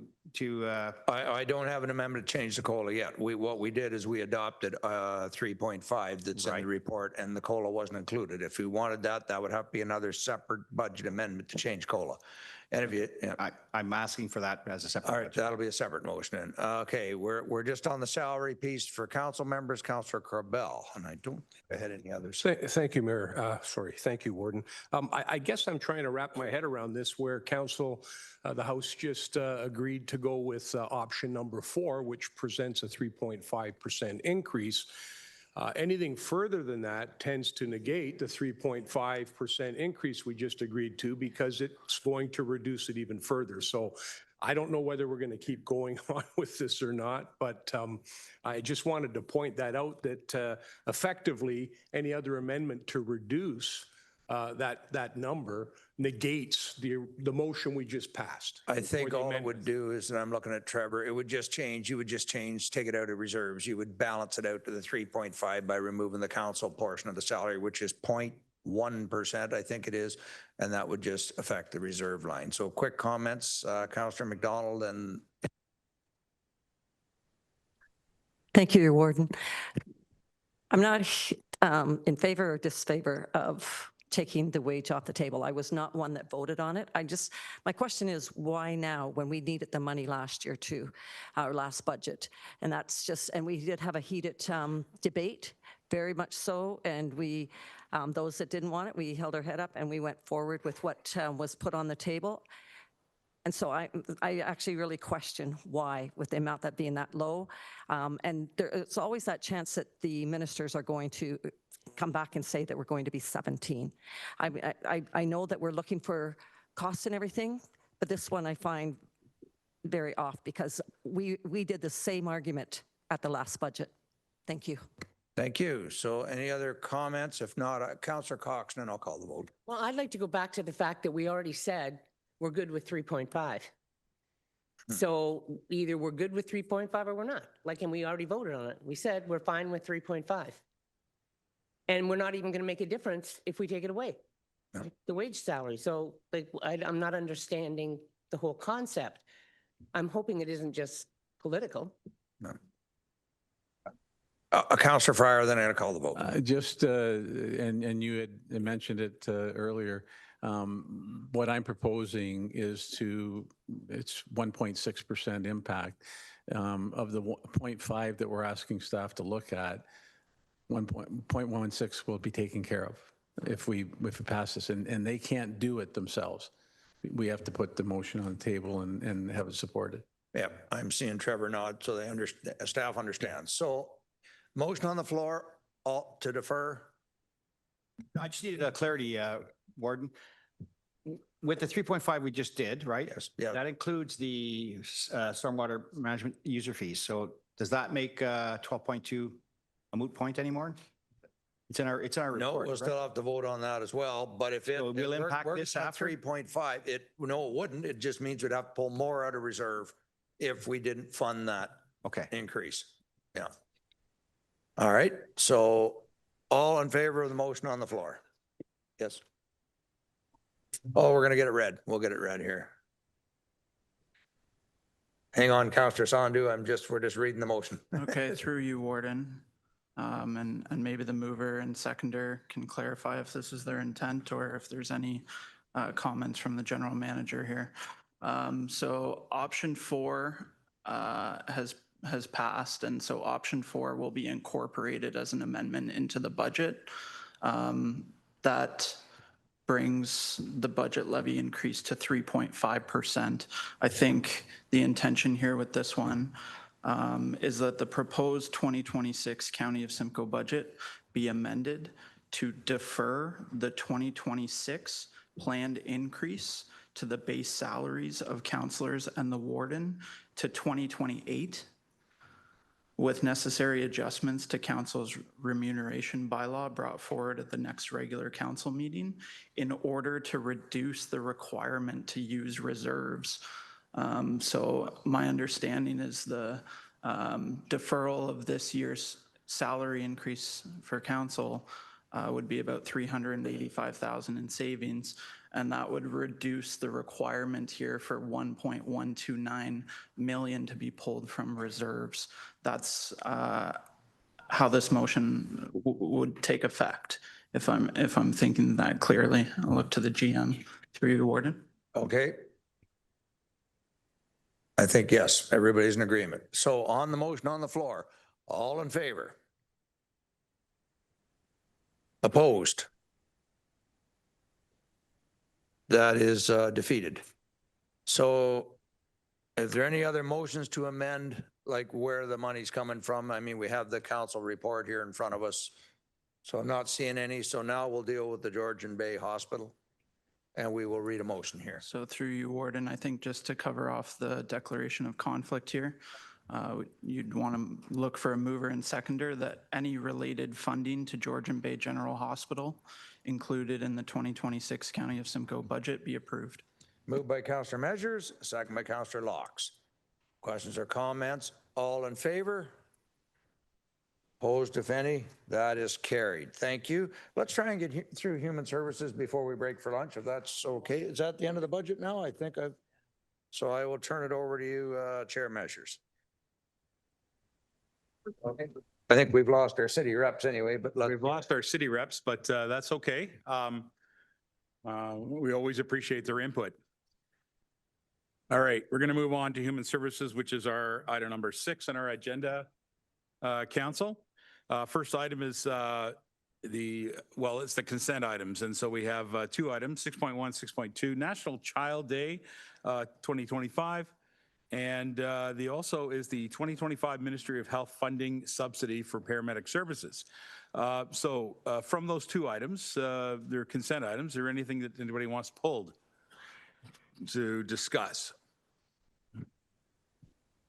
All right, seeing none, then I'll read the resolution. I'll look for a mover and seconder. That the following consent items having been given due consideration be received, that CCW 2025-285 and CCW 2025-291. Can I have a mover and seconder? Mr. Van Staveren and Councillor Cox. Thank you very much.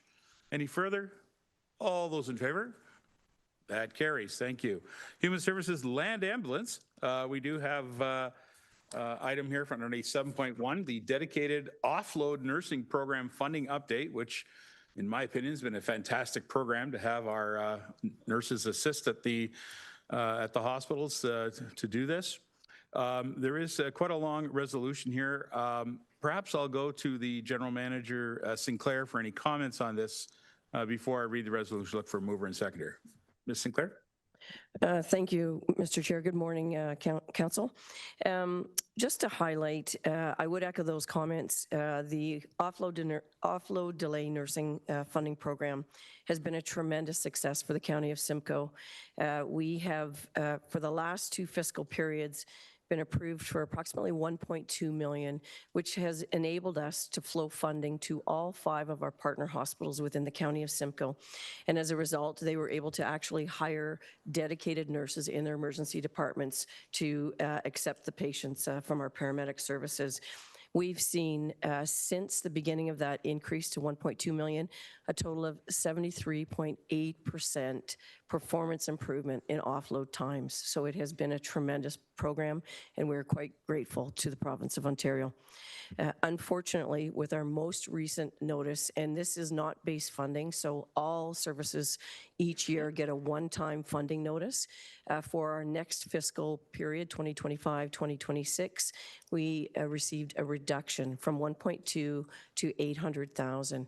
It is still a significant funding. However, that reduction of over 400,000 requires us to give notice to our local hospitals, and they may be facing reductions in staff, layoff, and or deficits in their budget. We have had meetings with staff at the provincial level. We've had some good discussions, and we've provided recommendations to return us to the 1.2 million and recommendations on the program itself, recommending that it become base funding rather one-time funding year after year.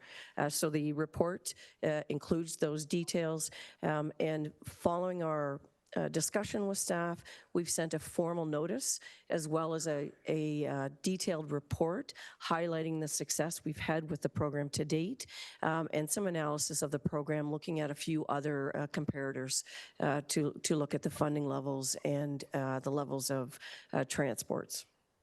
I'll stop there and would welcome any questions. Thank you. All right, thank you very much, General Manager. I do want to acknowledge that we have our Chief of Paramedic Services, Mills, is here, along with her command staff, as well as I think there's an admin staff up there too. So glad to have you here joining us in the House. We have a couple comments and questions. I'm going to start with Councillor Anderson first. He's on my list. Then I saw Cox and Leduc. Go ahead. Thank you, and through the chair. And I'll try not to defend our previous conversation with the budget, but the thought comes to mind is this a valuable service that we need to provide to the residents of Simcoe County? And if so, whether or not we should be utilizing reserve funds in the short term to accommodate keeping this program going and seeing where this funding could turn into, whether it be base or not. We provide a lot of money to our hospitals and hard services, but we don't do it in soft services. And whether or not that's a shift from utilizing some of the hospital funding that we do provide in capital funding to utilize into the soft services. I see great value in this, and from the report and detailed information in here, it allows both paramedics to not be at the hospital, providing additional services to all residents of Simcoe County, provides direct benefit to the hospitals so that they can process patients quicker. There are a lot of meaningful things to this program, and I'm not sure if it's something that we should consider, or whether that be additional information that have to come back to committee. But it's certainly something I think we could proceed with in the short term. This is something we cannot continually fund. I agree with that. But whether or not there is something that we can do in the short term to advocate that this is a program worthwhile keeping. Thank you. Councillor Anderson, I tend to agree with a lot of your comments, with the one exception, and that is it is an optional program. I agree, but I think that the effort here to try to get the province of Ontario through the Minister of Health to recognize the valuable partnership between paramedic services and the clients and or patients who are in the field, that's what we're trying to do, is to get those people into the medical care facilities and have them transferred back out. So, Ms. Sinclair, do you want to handle some of that question? Through you, Mr. Chair, I would refer discussion regarding potentially one-time funding to offset this year's fiscal gap to our general manager, Wilcox. We do have a Hospital Alliance funding reserve, which has some accrued interest. However, we don't have that balance this morning, but I would refer to GM Wilcox. 100%. GM Wilcox, you thought you'd be off early, eh? Okay. good. Not yet. Thank you very much, Chair. It's not really a budget item because we deal with these through the year. So this is fine. As General Manager Sinclair noted, there is some interest that's accumulated in the Hospital Alliance Reserve Fund, which we've used previously, so we can tap into that. Barring that, if there's not enough, there is always our general contingency reserve.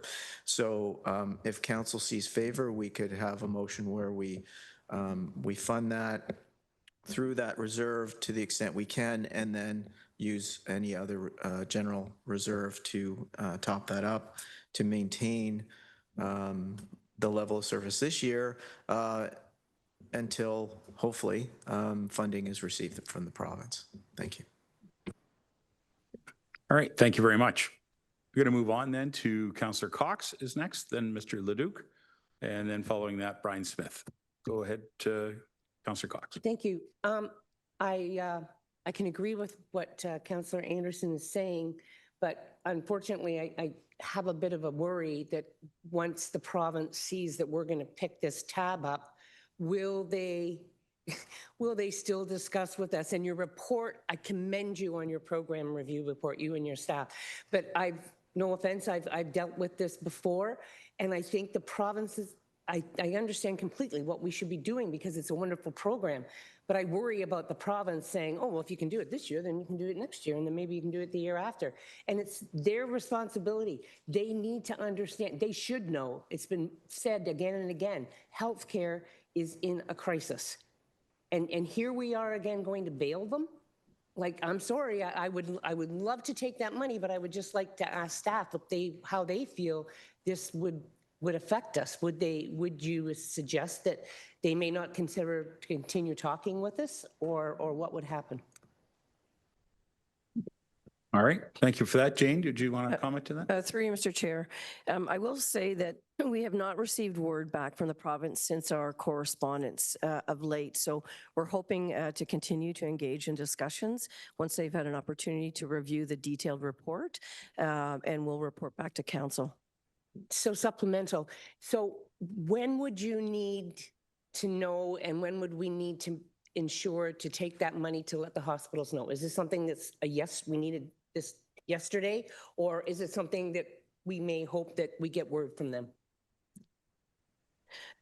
Through you, Mr. Chair, we've already provided the local hospitals with notice. It is impacting 3 of the 5 hospitals. 2 of the hospitals were able to maintain the same level. 3 of them we are not. They are currently looking at their organization, their budgets, et cetera. So that process has started. We're not clear in terms of what the next steps will be for the hospital. So the sooner we would be able to provide them an update, I would suggest would be helpful. However, they are looking at their own planning at this point in time. Okay, so then we could work together with them and figure out how much they may need, or if we need to use it. I just don't want the province to come up with the idea that this is something that we have to pick up on. But I know the program is very important. And if we could work with those 3 hospitals and figure out what the amount is we need to continue the program, then maybe that's what we need to do, because otherwise the service will be gone, and it's wrong for it to be gone. Thank you. Through you, Mr. Chair, I would refer this to Commander Alick, who is working directly with the local hospitals to advise if he has any further updates on the activity at the hospital level. Very good. Commander Alick, welcome. Thank you. Through you, Mr. Chair. The past 2 years, we've been provided approximately $1.2 million for the program funding for all 5 hospitals. We're able to do full funding for 4 of our hospitals and 50% funding for Stevenson Memorial. We anticipated this year getting full funding for all hospitals and even increasing funding for RVH because they're one of our highest volume hospitals. In order to maintain what we've had for the past few years, we would anticipate an additional $400,000 to bring us back to the $1.2 million that we've had the past few years. All right. Thank you very much for that. Moving on to Mr. Leduc, then Brian Smith, and then where are we at? And Dave Evans. Okay, go ahead. Yeah, I'd just like to question why I didn't see in the report, and I'm not sure, but why is South Lake Health not funded here through offload? Through you, Mr. Chair, South Lake Hospital does receive dedicated offload nurse funding through York Region. So the county doesn't support any cost of that at all? We fund through our 5 hospitals within the geography. York Region actually receives a significantly higher level of offload funding that they share with their hospitals, South Lake being one. Okay, thank you very much. Councillor Brian Smith. Thank you very much. Questions similar to Councillor Cox, but you know, I do have the same concern if we find this funding that the province says, well, they found it once, they'll be able to find it forever. So I agree with that. So I just want to look to General Manager Sinclair and get your concern. Is that a concern for you? And I ask that question because perhaps we don't need to deal with this today. We're getting 800,000. That's going to get us going for certain. And we can deal with this when required, keeping in mind that it may be required. And that allows you to kind of go back, I think, to the province without that funding to say, look, we need this badly and we don't have the funding. My concern is if you go day one now and say, we've got the funding, you know, even though it's a one-time deal, that they kind of waffle, if you will, for lack of a better term, on whether or not they will provide it in future. So I'd just like to hear from Jane, and then I'll give my final comment, Mr. Chair. Thank you. No problem. Jim Sinclair. Through you, Mr. Chair, I think staff has been working diligently in conversations and trying to share our performance metrics and information with the provincial staff on this. Reviewing this scenario, the situation, staff are recommending that the warden, on behalf of County Council, take it that next step to advocate on behalf of the County of Simcoe. That has not occurred at this point. It's simply been staff to staff. And so our recommendation is to escalate this to County Council level, and the warden, on behalf of Council, take that forward to the provincial minister. Councillor Smith. Thank you very much, Mr. Chair, and thank you, Jane, for that. So, you know, my suggestion then is that we don't need to deal with this today. I think we need to go through the process and take the next step, which is for the warden to advocate on behalf of County Council at the minister level, and see what comes of that. I have the same concern, as I said, that if we simply take now and say, okay, this quickly we've got the funding, I think it might become less urgent, if you will, to the province. I think we need to hold. We're still going to be able to move forward with the program. We can make our colleagues at the hospital aware of what that plan is and how we're going about this. And that can come back to council once we have a firm answer from the ministry. I think to do it today, I think is premature and could probably hurt our negotiating position, if you will. Thank you, Mr. Chair. Good comments. Thank you very much. We're going to move to Councillor Evans, then Fryer, then Dolan. Go ahead, Dave. Thank you, Chair Measures. Well, thank you, everybody, for coalescing my argument and coming up with my position. Because my position is one in terms of initiating advocacy within the Ministry of Health, and secondly, looking at in the past, if you read the report, and Jane brought this up previously with us, so we initially received $245,000 in the last 2023 and 2024. Do the math, and 1.2, that's 1 out of 5, or 1 hospital out of 5. So I'd like to understand how they came up with that rationale in terms of their strategy, and where did they come up with the 245? And I'm not going to put anybody in the spot today around that. I see a lot of incongruity here and a lot of opportunity, I think, for us to be able to, and then, you know, of course, the best part of the 245 was it did go to 1.2. Obviously, we want to get back to the 1.2. As you mentioned, we need 5 hospitals. So how do we do that? And I think that given past negotiating behavior or patterns that they've had, it would behoove us to pressure them into imitating their past behavior. And I totally agree with Councillor Cox and all the way through to Councillor Smith in that this should be an advocacy item on part of the county itself and the warden specifically to liaison with the Ministry of Health and to further explore opportunities and frankly to see the same result that we've had in the past 2 years and to make us whole at 1.2. So that's my my 2 cents on that one. And thank you again for the great work that you've been doing on this program. I think it's obviously it's a win-win on many levels. And honestly, something that I don't think the province from $400,000 should have any problem continuing their ongoing and present support. Thank you. Thank you for your positive comments. Councillor Fryer, Dolan, and then Rawson. Go ahead, Tim.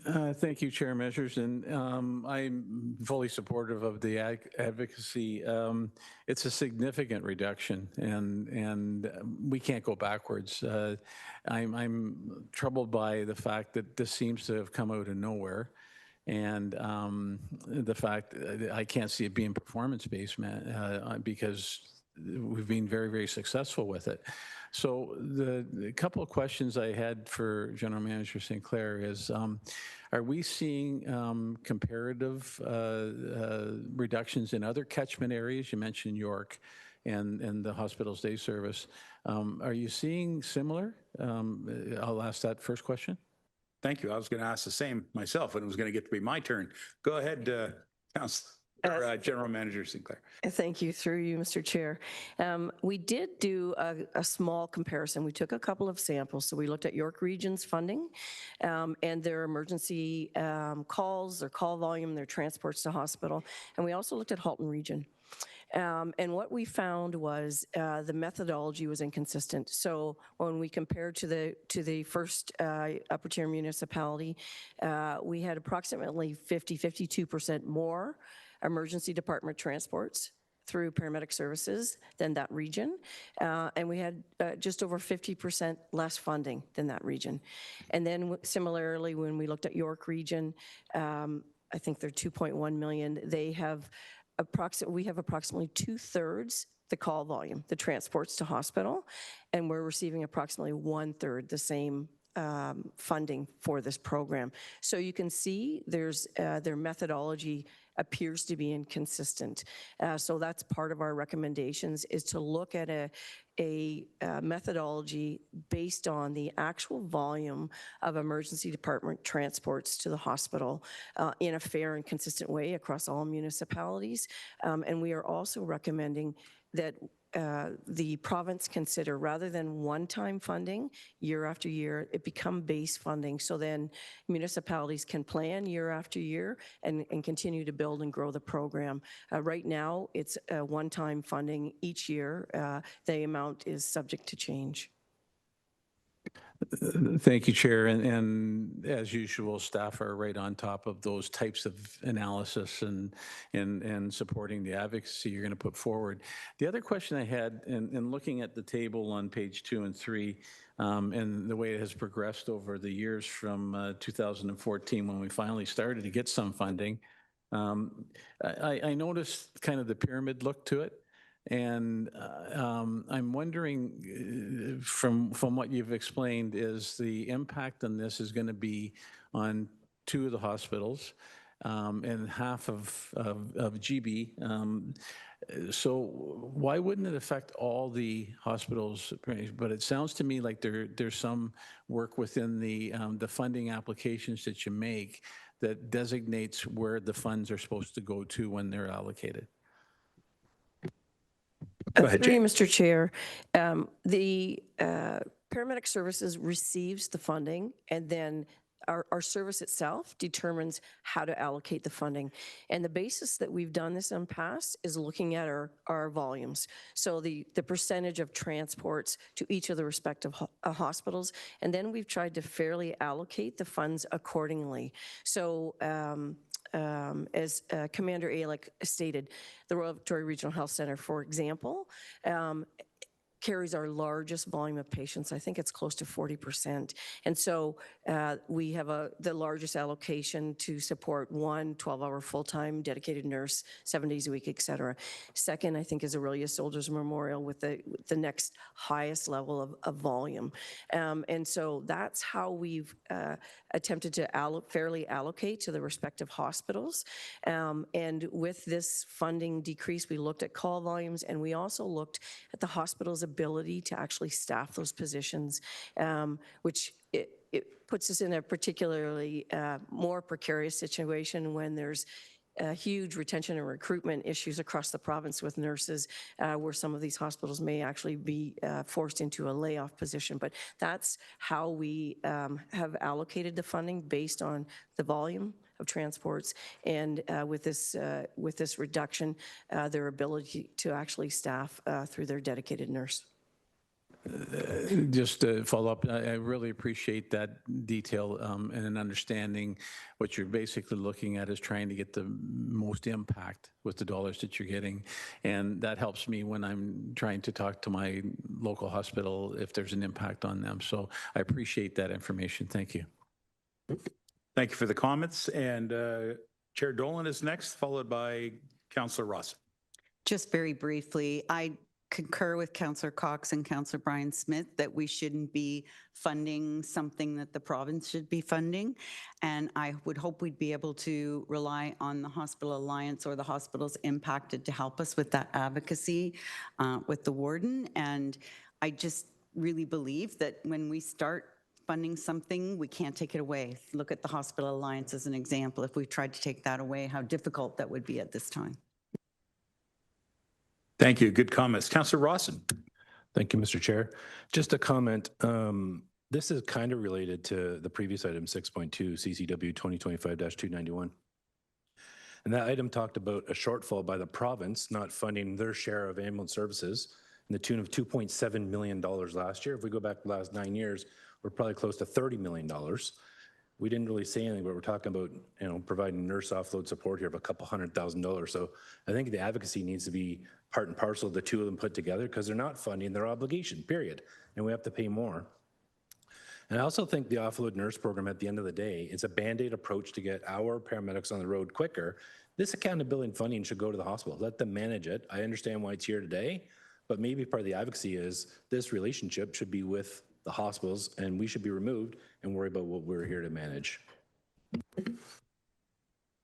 That's good food for thought when the warden gets to meet with the minister. Thank you.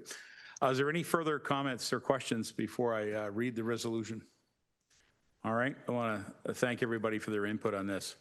The resolution says that CCW 2025-290, dated November 10th, 2025, regarding the dedicated offload nurses program funding update be received, and that the warden write a letter to the Minister of Health requesting the ministry provide additional funding for the 2025-2026 fiscal year, and that a review be completed of the dedicated offload nursing program that consists of an equitable allocation model and considers permanent baseline funding as outlined in item CCW 2025-290. Can I look for the mover and seconder? Councillor Cox would like to move that, and seconder will be Councillor Fowler. Nice to see you there, Fowler. Is there any further questions?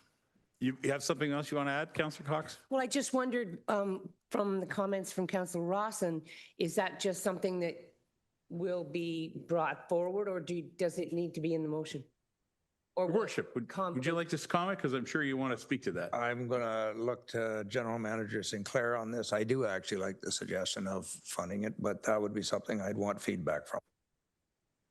Through you, Mr. Chair, will include in the letter from the warden to the minister both the concern about the funding decrease of $400,000, as well as make recommendations for discussion about enhancing the current model to look at other considerations. And are we going to mention the lack of funding for the paramedic program, or will we save that for another day? Through you, Mr. We Chair, bark up that tree every year. we can include that at the direction of County Council. All right, good comments. So the motion's been moved and seconded. I'm prepared to call the question. All those in favor? Thank you for your support. That carries. Moving on to item number 8, long-term care committee management, and 8.1 is the long-term care senior services annual inspection report. And the item says that item CCW 2025-128, dated November the 10th, 2025, long-term care and senior services annual inspections report be received. Ms. Sinclair, did you have anything you want to add to that, or you're comfortable with this very good report? Through you, Mr. Chair, I think the report's fairly self-explanatory. Just note that we did take a pause on this report to governance level through the pandemic. However, now that the expectations and the directives are somewhat stable, we've continued to measure and report this. Well done. Thank you very much. Mover and seconder, Councillor McDonald, seconded by Councillor Rawson. Thank you. Any questions? Seeing none, all those in favor? And that carries. 8.3 is an emergency repair to the Sunset Suites elevator. Did I miss one? Oh, sorry, I did. Sorry, 8.2. I'm sorry. 8.2, performance reporting update, long-term care balance scorecard. Recommendation is that CCW 2025-229, dated November the 10th, 2025, regarding the performance reporting update, long-term care balance scorecard be received. Mover and seconder, please. Where are we at? Deputy Warden and Councillor Locks, thank you. And Jane, do you have any comment on that? Ms. Sinclair? I think it's fairly straightforward. Thank you. Yes, it is. Thank you very much.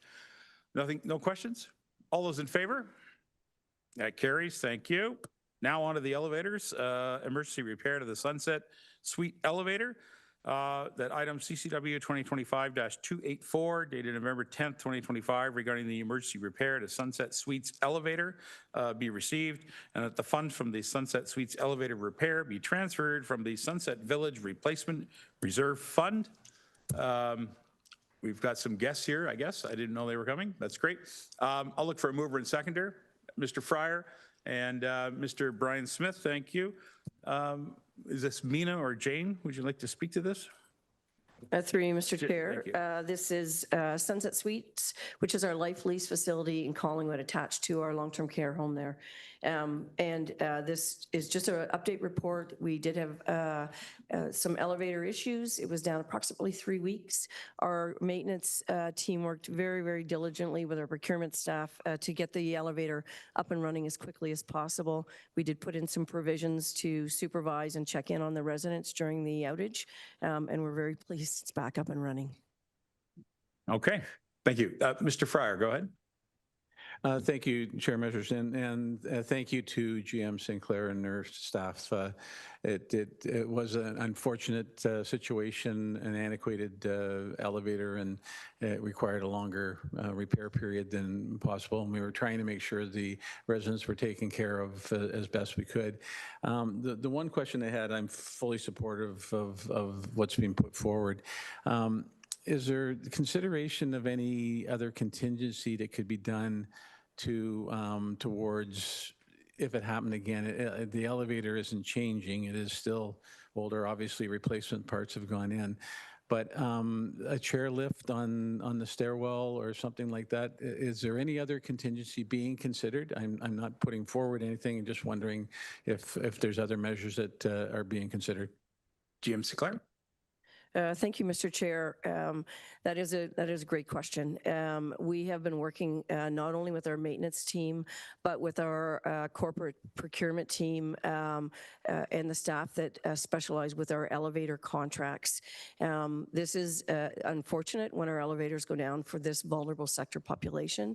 And so we are looking at follow-up with the vendors that we secure to repair the elevators to see how we may be able to expedite these types of situations in future.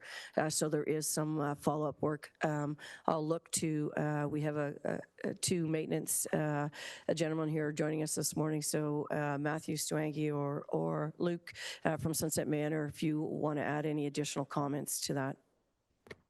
Welcome. Go ahead. Through you, Mr. Chair, just like to share that, to Jane's feedback, we are following up with the elevator provider. We are looking to secure and install through this work a soft start component, which will extend the life of the existing elevator.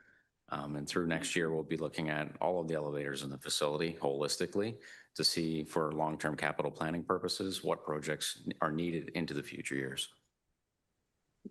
Great, thank you very much.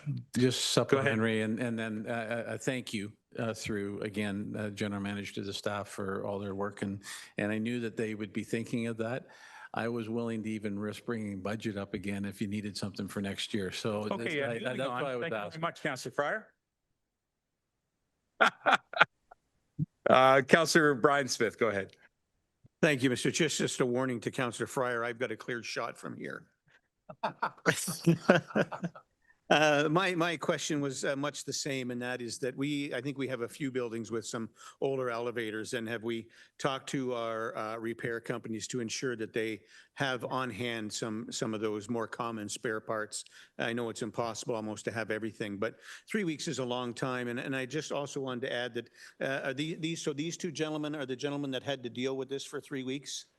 Well, congratulations and good work.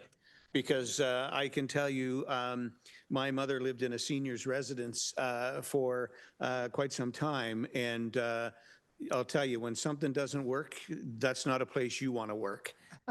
So good on them and good on staff. I'm sure it was a fun ride, but important that we ensure that those providers have those components. Thank you, Mr. Chair. Well done, good comments, and thank you, good service. Anybody else with any comments on this item? I think it just demonstrates, honestly, we got great staff to look after our residents all the time through all these crazy hardships. So we have a mover and seconder on the floor, so I'm prepared to call the motion. All those in favor? And that carries. Thank you very much. Your worship, item number 9 is the other matters for consideration. And so I put it on the floor. There are none. I'll pass it back to you. Okay, lunch is here. Why don't we break for lunch, come back 1:30? Is that fine? Half an hour? All right.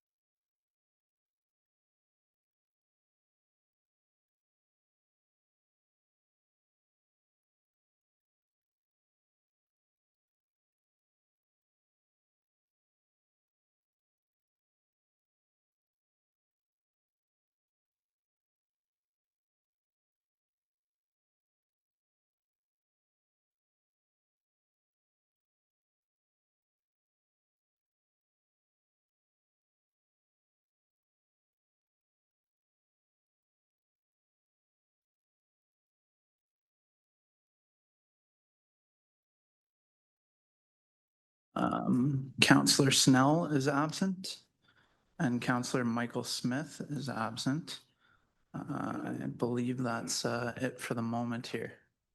And Counselor Prost is currently absent, but just maybe outside. Okay, and I know I'm going to lose some counselors in an hour here. So with that, I'm going to turn it over to Chair Dolan. Move us through corporate, please. Thank you, Warden. We'll try to get through this. I don't want to stifle debate, but ask everybody to keep your comments succinct. Thank you so much. So we're on item 10, and we have 3 items on our consent list. Item 10.1, a letter from BWG regarding 9th Line and 10 Side Road. 10.2, a letter from the Township of Oro-Medonte regarding the City of Barrie proposed boundary adjustment, and 10.3, a letter from the Township of Springwater regarding the same item. Anybody want to pull any of those items? Councillor no, sorry, Councillor Leduc. Yes, can I just pull item 1, the letter from Bradford Westcombe for a quick question? Thank you. So should I approve the other 2 and then, okay, so mover and a seconder, please, to approve 10.2 and 10.3 as given due consideration. Councillor Fryer is moved and seconded by Councillor Laux. All those in favor? That is carried, and the floor is yours, Mayor Leduc. Thank you, Madam Chair. Just a quick question to the General Manager. Will we see a report based on this resolution from Bradford in regard to this intersection? GM Elliott? Yes, through the chair. Yes, thank you for your call on this a little while ago as well, too. So staff are looking at this, and I would expect that based on whatever we find through our data analysis and working with your team, we would be reporting back on that. Thank you. Councillor Sandhu. Thank you, Chair. Just to add on to that, any time frame, Manager, for the report back to council? GM Elliott? Sure, thanks. Through the chair. Haven't got a time frame just yet. Staff just became aware of the issue in the last week to 10 days and are investigating, but we will certainly get on this as quickly as we can. Thank you. So we are going to get a motion on this item, Mr. Clerk. Yeah, through you, Madam Chair. I think for good measure, just have the correspondence referred to staff for a report back.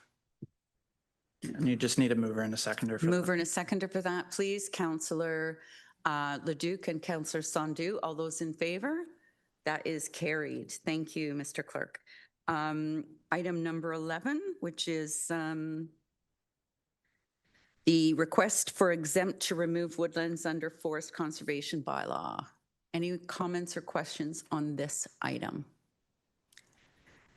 Seeing none, could I have a mover and a seconder for the staff recommendation, please? Moved by Councillor McDonald and seconded by Councillor Anderson, that item CCW 2025-238 dated November the 10th, 2025 regarding request for exemption to remove woodlands under the Forest Conservation Bylaw 6894 be received, and that County Council grant an exemption to allow the removal of 2.3 hectares, 5.7 acres of woodlands at 7472 Concession Road 2 in the Township of Adula-Tazarantio, substantively in the form attached as Schedule 1 to item CCW 2025-238, with the following condition: that prior to commencement of clearing operations, staff receive confirmation that the requirements of the Endangered Species Act and its regulations regarding the endangered species identified on the property have been met. All in favor? That is carried. Thank you very much. Next is item 11.2, the County Forest Recreation Bylaw update. Any questions or comments on that? Seeing none, a mover and a seconder, please, for that recommendation. Moved by Deputy Mayor Coughlin, seconded by Councillor Cabral, that item CCW 2025-252 dated November the 10th, 2025 regarding County Forest Recreation Bylaw update be received, and that the updated County Forest Recreation Bylaw attached in draft is Schedule 1 and is generally outlined in item CCW 2025-252 be approved, and that the necessary bylaw be presented to County Council to adopt a new County Forest Recreation Bylaw and repeal bylaw number 6753. All those in favor? Any opposed? That is carried. Next, we'll go to solid waste management, item 12.1, the future of the Matchadash transfer station update. Questions or comments? Seeing none, Councillor Cox. I'll kick this off. As you can see, we had a huge, I call it huge because it's very big, number of respondents, and they spoke clearly with what they would like. I guess in a nice way to put it would be, I do have a concern with the fact that they're just saying till 2026. And the rationale is it doesn't have a waste scale. And then we're talking about increasing the fee, so that would help. And then it talked about as if it was busier. Well, we had a big discussion, I thought, years ago that it was too busy and we had lineups. So I'm having a little bit of a problem after all the people took the time out of their day, filled out all these surveys and explained why they would like to leave it the way it is. And now we're saying, well, that's okay for a year, and it will be a year after an election. And I just don't feel it's fair that we say to these people, yeah, you're good for one more summer or one more season, and then we'll redo all this. But maybe I'm on the wrong track, but that's what I take from this. Anybody? Sorry. GM Elliott? Thank you, and through the chair. I'll defer over to Director McCullough, but specifically, there's a lot of other changes going on with the waste program, which might influence how that site could be operating in the future. So I think it was fair to say we didn't want to just shut the door without having an opportunity to revisit those decisions. But Director McCullough, anything to add? Just to go back to you, I understand that. And I think there are other options besides just shutting down and opening up and moving it around. And I think we should be looking at all of those. Thank you. Thank you, Director. Thank you. And through you, Madam Chair. Yes, we had three options in the report. What staff's recommending is not any one of those options, essentially because we had such a substantial public feedback, for the most part wanting to leave it there. I think about a third of the people were in favor of what staff originally proposed, moving it to just outside of Coldwater at the Medonte site. What we decided to do at this point, and I can understand how people might consider this being kicked down the road, and it may well end up being that. What we're saying in here, and it's linked to the tipping fee report, which is next on your list, is a substantial increase in fees for some of the other items like shingles and wood waste and that type of thing that we think a number of contractors are taking advantage of not having scaled at the site. So what our hope is to be able to look over 26 and see what this change in fees and what we hope would be a reduction in traffic to the site will impact it. So yes, the traffic at the site is leading us to safety concerns. If we're able to reduce the traffic to the site, it can remain in the current form. And it's the hope through the change in the tipping fees that we'll be able to see that. And we can't tell you that until we see a year under the new scenario. So that's why we're saying we'll leave it for 2026. We'll report back to council on what the changes did in reflecting in customer use of that site. Okay, supplemental then. So is there any other waste site transfer sites that are open on Sundays? No, there are not. This is the oldest. So we've set this up for defeat because contractors were going to go to the site on a weekend because that is more convenient for them. And so now we're saying we're going, and I have no problem with charging them more. I have no problem at all. But we've got a site that's small, and we're saying that it's going to be capacity and we need to go bigger, and yet we're leaving it the only one open on a Sunday. Maybe that's something we should be looking at, because it just doesn't seem right, because they're coming from all over, as you well know. Like we're probably getting them from Barrie and all over. Not Barrie, but around down there, because they don't pay for it. So I would just like to think that maybe that's an option we haven't looked at when we're saying it's a small site. You know, we don't have a waste scale, we don't have this, and yet it's convenient for a lot of people in that area and in Coldwater. And it's the fact that we're open on Sundays, and that's when the contractors are all heading there. I mean, I know they're coming from all over. I mean, we hear about it. So is there an option that maybe another site should be open to accept those and someplace where that could be taken properly and there is a weigh scale to think about? Director McCullough? That is not contemplated in this year's budget. That would be a substantial increase. If council wants us to look at that, we will, or, you know, alternatives, we can wait and see if the increased tipping, substantially increased tipping fees will have the effect that we're hoping for on the commercial traffic to the site. Okay, thank you. Thank you. Could I have a mover and a seconder, please, for the recommendation? Moved by Councillor Burkett. Oh, sorry, Councillor Burkett. Yes, through you, Madam Chair, and thank you for the report. And there's a lot to this, like where this transfer station is located and the road that it's on. And I frequent it many times, and I'm not going to dispute Mr. McCullough's comments. I've never had an issue with it being busy. Yes, to Member Cox's comments about people coming from all over, but looking in the report and the amounts that you're now going to charge for the shingles and the drywall, I think may deter some of these residents that are coming from outside our borders. But I don't know if I can do this. Next year is an election year. This report isn't going to come back for a year. Is there any way we can put in the motion, if you decide to move this transfer station, that we go through the same process where we allow our residents to weigh in on comments as to whether or not it should be moved? Because where you're proposing to move it is in proximity of the village of Coldwater, which I struggle with. And it's on a township road that is a very poor road now, and to allow the heavy trucks that do travel on Upper Big Chute is a county road. It's a great road, and thank you very much for it. But I don't know if that's something we can just put in the motion. Looking to the clerk for direction.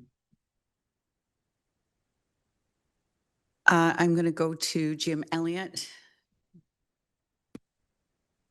Through the chair, I suppose if it's the will of council, you could put a motion forward that any considerations on the future use go through a public process again. Director McCullough? Thank you, and through you, Madam Chair. I would note that contemplating a significant change like that, we would always do public input. There is even a requirement for it in the change to our license to operate. Our environmental compliance approval. We actually used that and expanded the area this way around. I can imagine our department would do the same in the future should we need to look at that. Does that satisfy Councillor Burkett? Yes, thank you. Thank you. Councillor Anderson. Thank you, through the chair. Just a question through the staff. Is 1 year enough of a measurement to see where the changes could possibly happen? We're seeing substantial changes through the Blue Box program, et cetera. Would a 2-year window be more adequate to get some data? Jim Elliott? Yes, through the chair. We did contemplate that, and we think that would give us enough data point to make an informed decision about the future. Councillor Cox. I understand where Mr. McCullough is coming from with the fact that they have to do it, but I would still like it in writing that we do a public process, please. Do you want to propose an amendment to the motion, Councillor Cox? We'll put the main motion on the floor first. So we need a mover and a seconder to get the main motion on the floor. Moved by Councillor Fryer, seconded by Councillor Prost. The item CCW 2025-280 dated November the 10th, 2025 regarding the future of the Matchadash transfer station be received, and that the Matchadash transfer station continue to operate using its current design in 2026. And is there amendment, Councillor Cox? Yes, and that if the Matchadash transfer station does not continue to operate in its current design, that a public process take place. Do you have that, Mr. Clerk? Okay, and that's moved by Councillor Cox. And who's your seconder, Councillor Cox? Councillor Burkett. Any questions or comments on the amendment? So a vote on the amendment, please. All those in favor? Any opposed? And now do we need a motion as amended? Moved by, oh, it's already on, it's the same movers and seconders. All those in favor? That is carried. Thank you. Item 12.2, solid waste management facility tipping fees. Questions or comments on this item? Councillor Cox. I agree with this. I think it's necessary. We're behind and we're losing money, and we need people to pay and pay what they should pay. Thank you. Thank you, Councillor Fryer. Thank you, Chair Dolan, and I too support this so wholeheartedly. The one request I would make is, again, it comes down to communication to the public. We're taking a significant hit on the recycling change, and that's should be cited as many times as possible as the reason why we have to make some of these other changes in fees and such. I have concerns, as Councillor Leduc spoke about a little bit earlier, that charging more may mean more in the ditches and things like that. Hopefully that's not going to be the case, but I think it comes down to how well we can communicate the reasoning for it. Thank you. Thank you, Councillor Evans. Thank you, Madam Chair. And just a quick corroboration. Yeah, I support this. And the reason I support this is although I'd love this program to be revenue or cost neutral. Sounds like we'll never get there. But at least there's some contribution on a revenue side. And frankly, it's going towards the people who use the service. So I know that we can't control people from outside of the county of Simcoe. And frankly, you know, live with that, but they should be contributing to, in some part, to the revenue that we have to expend to recycle this property. And again, those who use it pay for it. Thank you. Thank you, Councillor Measures. All right. Thank you very much, Madam Chair. I do support the recommendations. However, I would like to ask if council and or the staff would be supportive to continue programming and continue a funding of a coupon program for lower tier municipalities who have to collect these waste items that are dumped in our ditches and on our side roads, whether these could be continued such that our works departments will not continually be billed for having to pick up items that people drop off. Certainly refrigerators and washing machines and couches continue to appear on our side roads and in every little beautiful corner of our township, and it's quite frustrating to see. So I'm hoping that that type of program will be able to continue for Tier 1 municipalities. Director McCullough. I'm sorry to disappoint you through you, Madam Chair, but that program's actually defunct. We closed it when the Collingwood site closed. That's where most of the waste that was hauled in went to. So there's an actual out-of-pocket cost for the county for everything that's brought to us now. So certainly if that's County Council's will, we could look at that. The budget does not include that. Right, and that's why, thank you through the chair, that's why I brought it up fictitiously, because I know that the program was canceled. And I would suggest that as we continue to raise these tipping fees, we're going to see this same problem over and over. And as much as I absolutely support the efforts of the county to do this type of thing and to run and manage these facilities, our lower tier public works department, they're the ones that are handling these problems, okay? And so I do think we need to reestablish that program and have a consultation with, the roads departments and the waste management team to come up with a solution that there can be some couponing or some forgiveness offered for these type of waste that appear all over our township. It is very, very frustrating. I don't want to get into a long story, but I do know that we have a particular site that we've had to install a whole bunch of cameras to monitor for the constant dumping of shingles and roofing materials. And so we've had some success there because it's a good thing a lot of roofers like to put their name on the side of their trucks. So nevertheless, that's still a big problem. And unfortunately, in a rural community, in a small, rural community, this is what's going to happen. So I would hope that the county and this council will consider bringing that program back. Thank you. Any other questions or comments on this item? I had a couple I wanted to ask, not being a big user.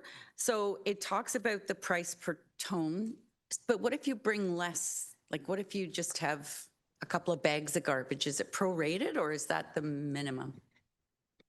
Through you, Madam Chair, there's two ways to go about it. No, there is a minimum fee that's included in this. It is currently 15, which is basically 1/10 of a ton, 100 kilograms.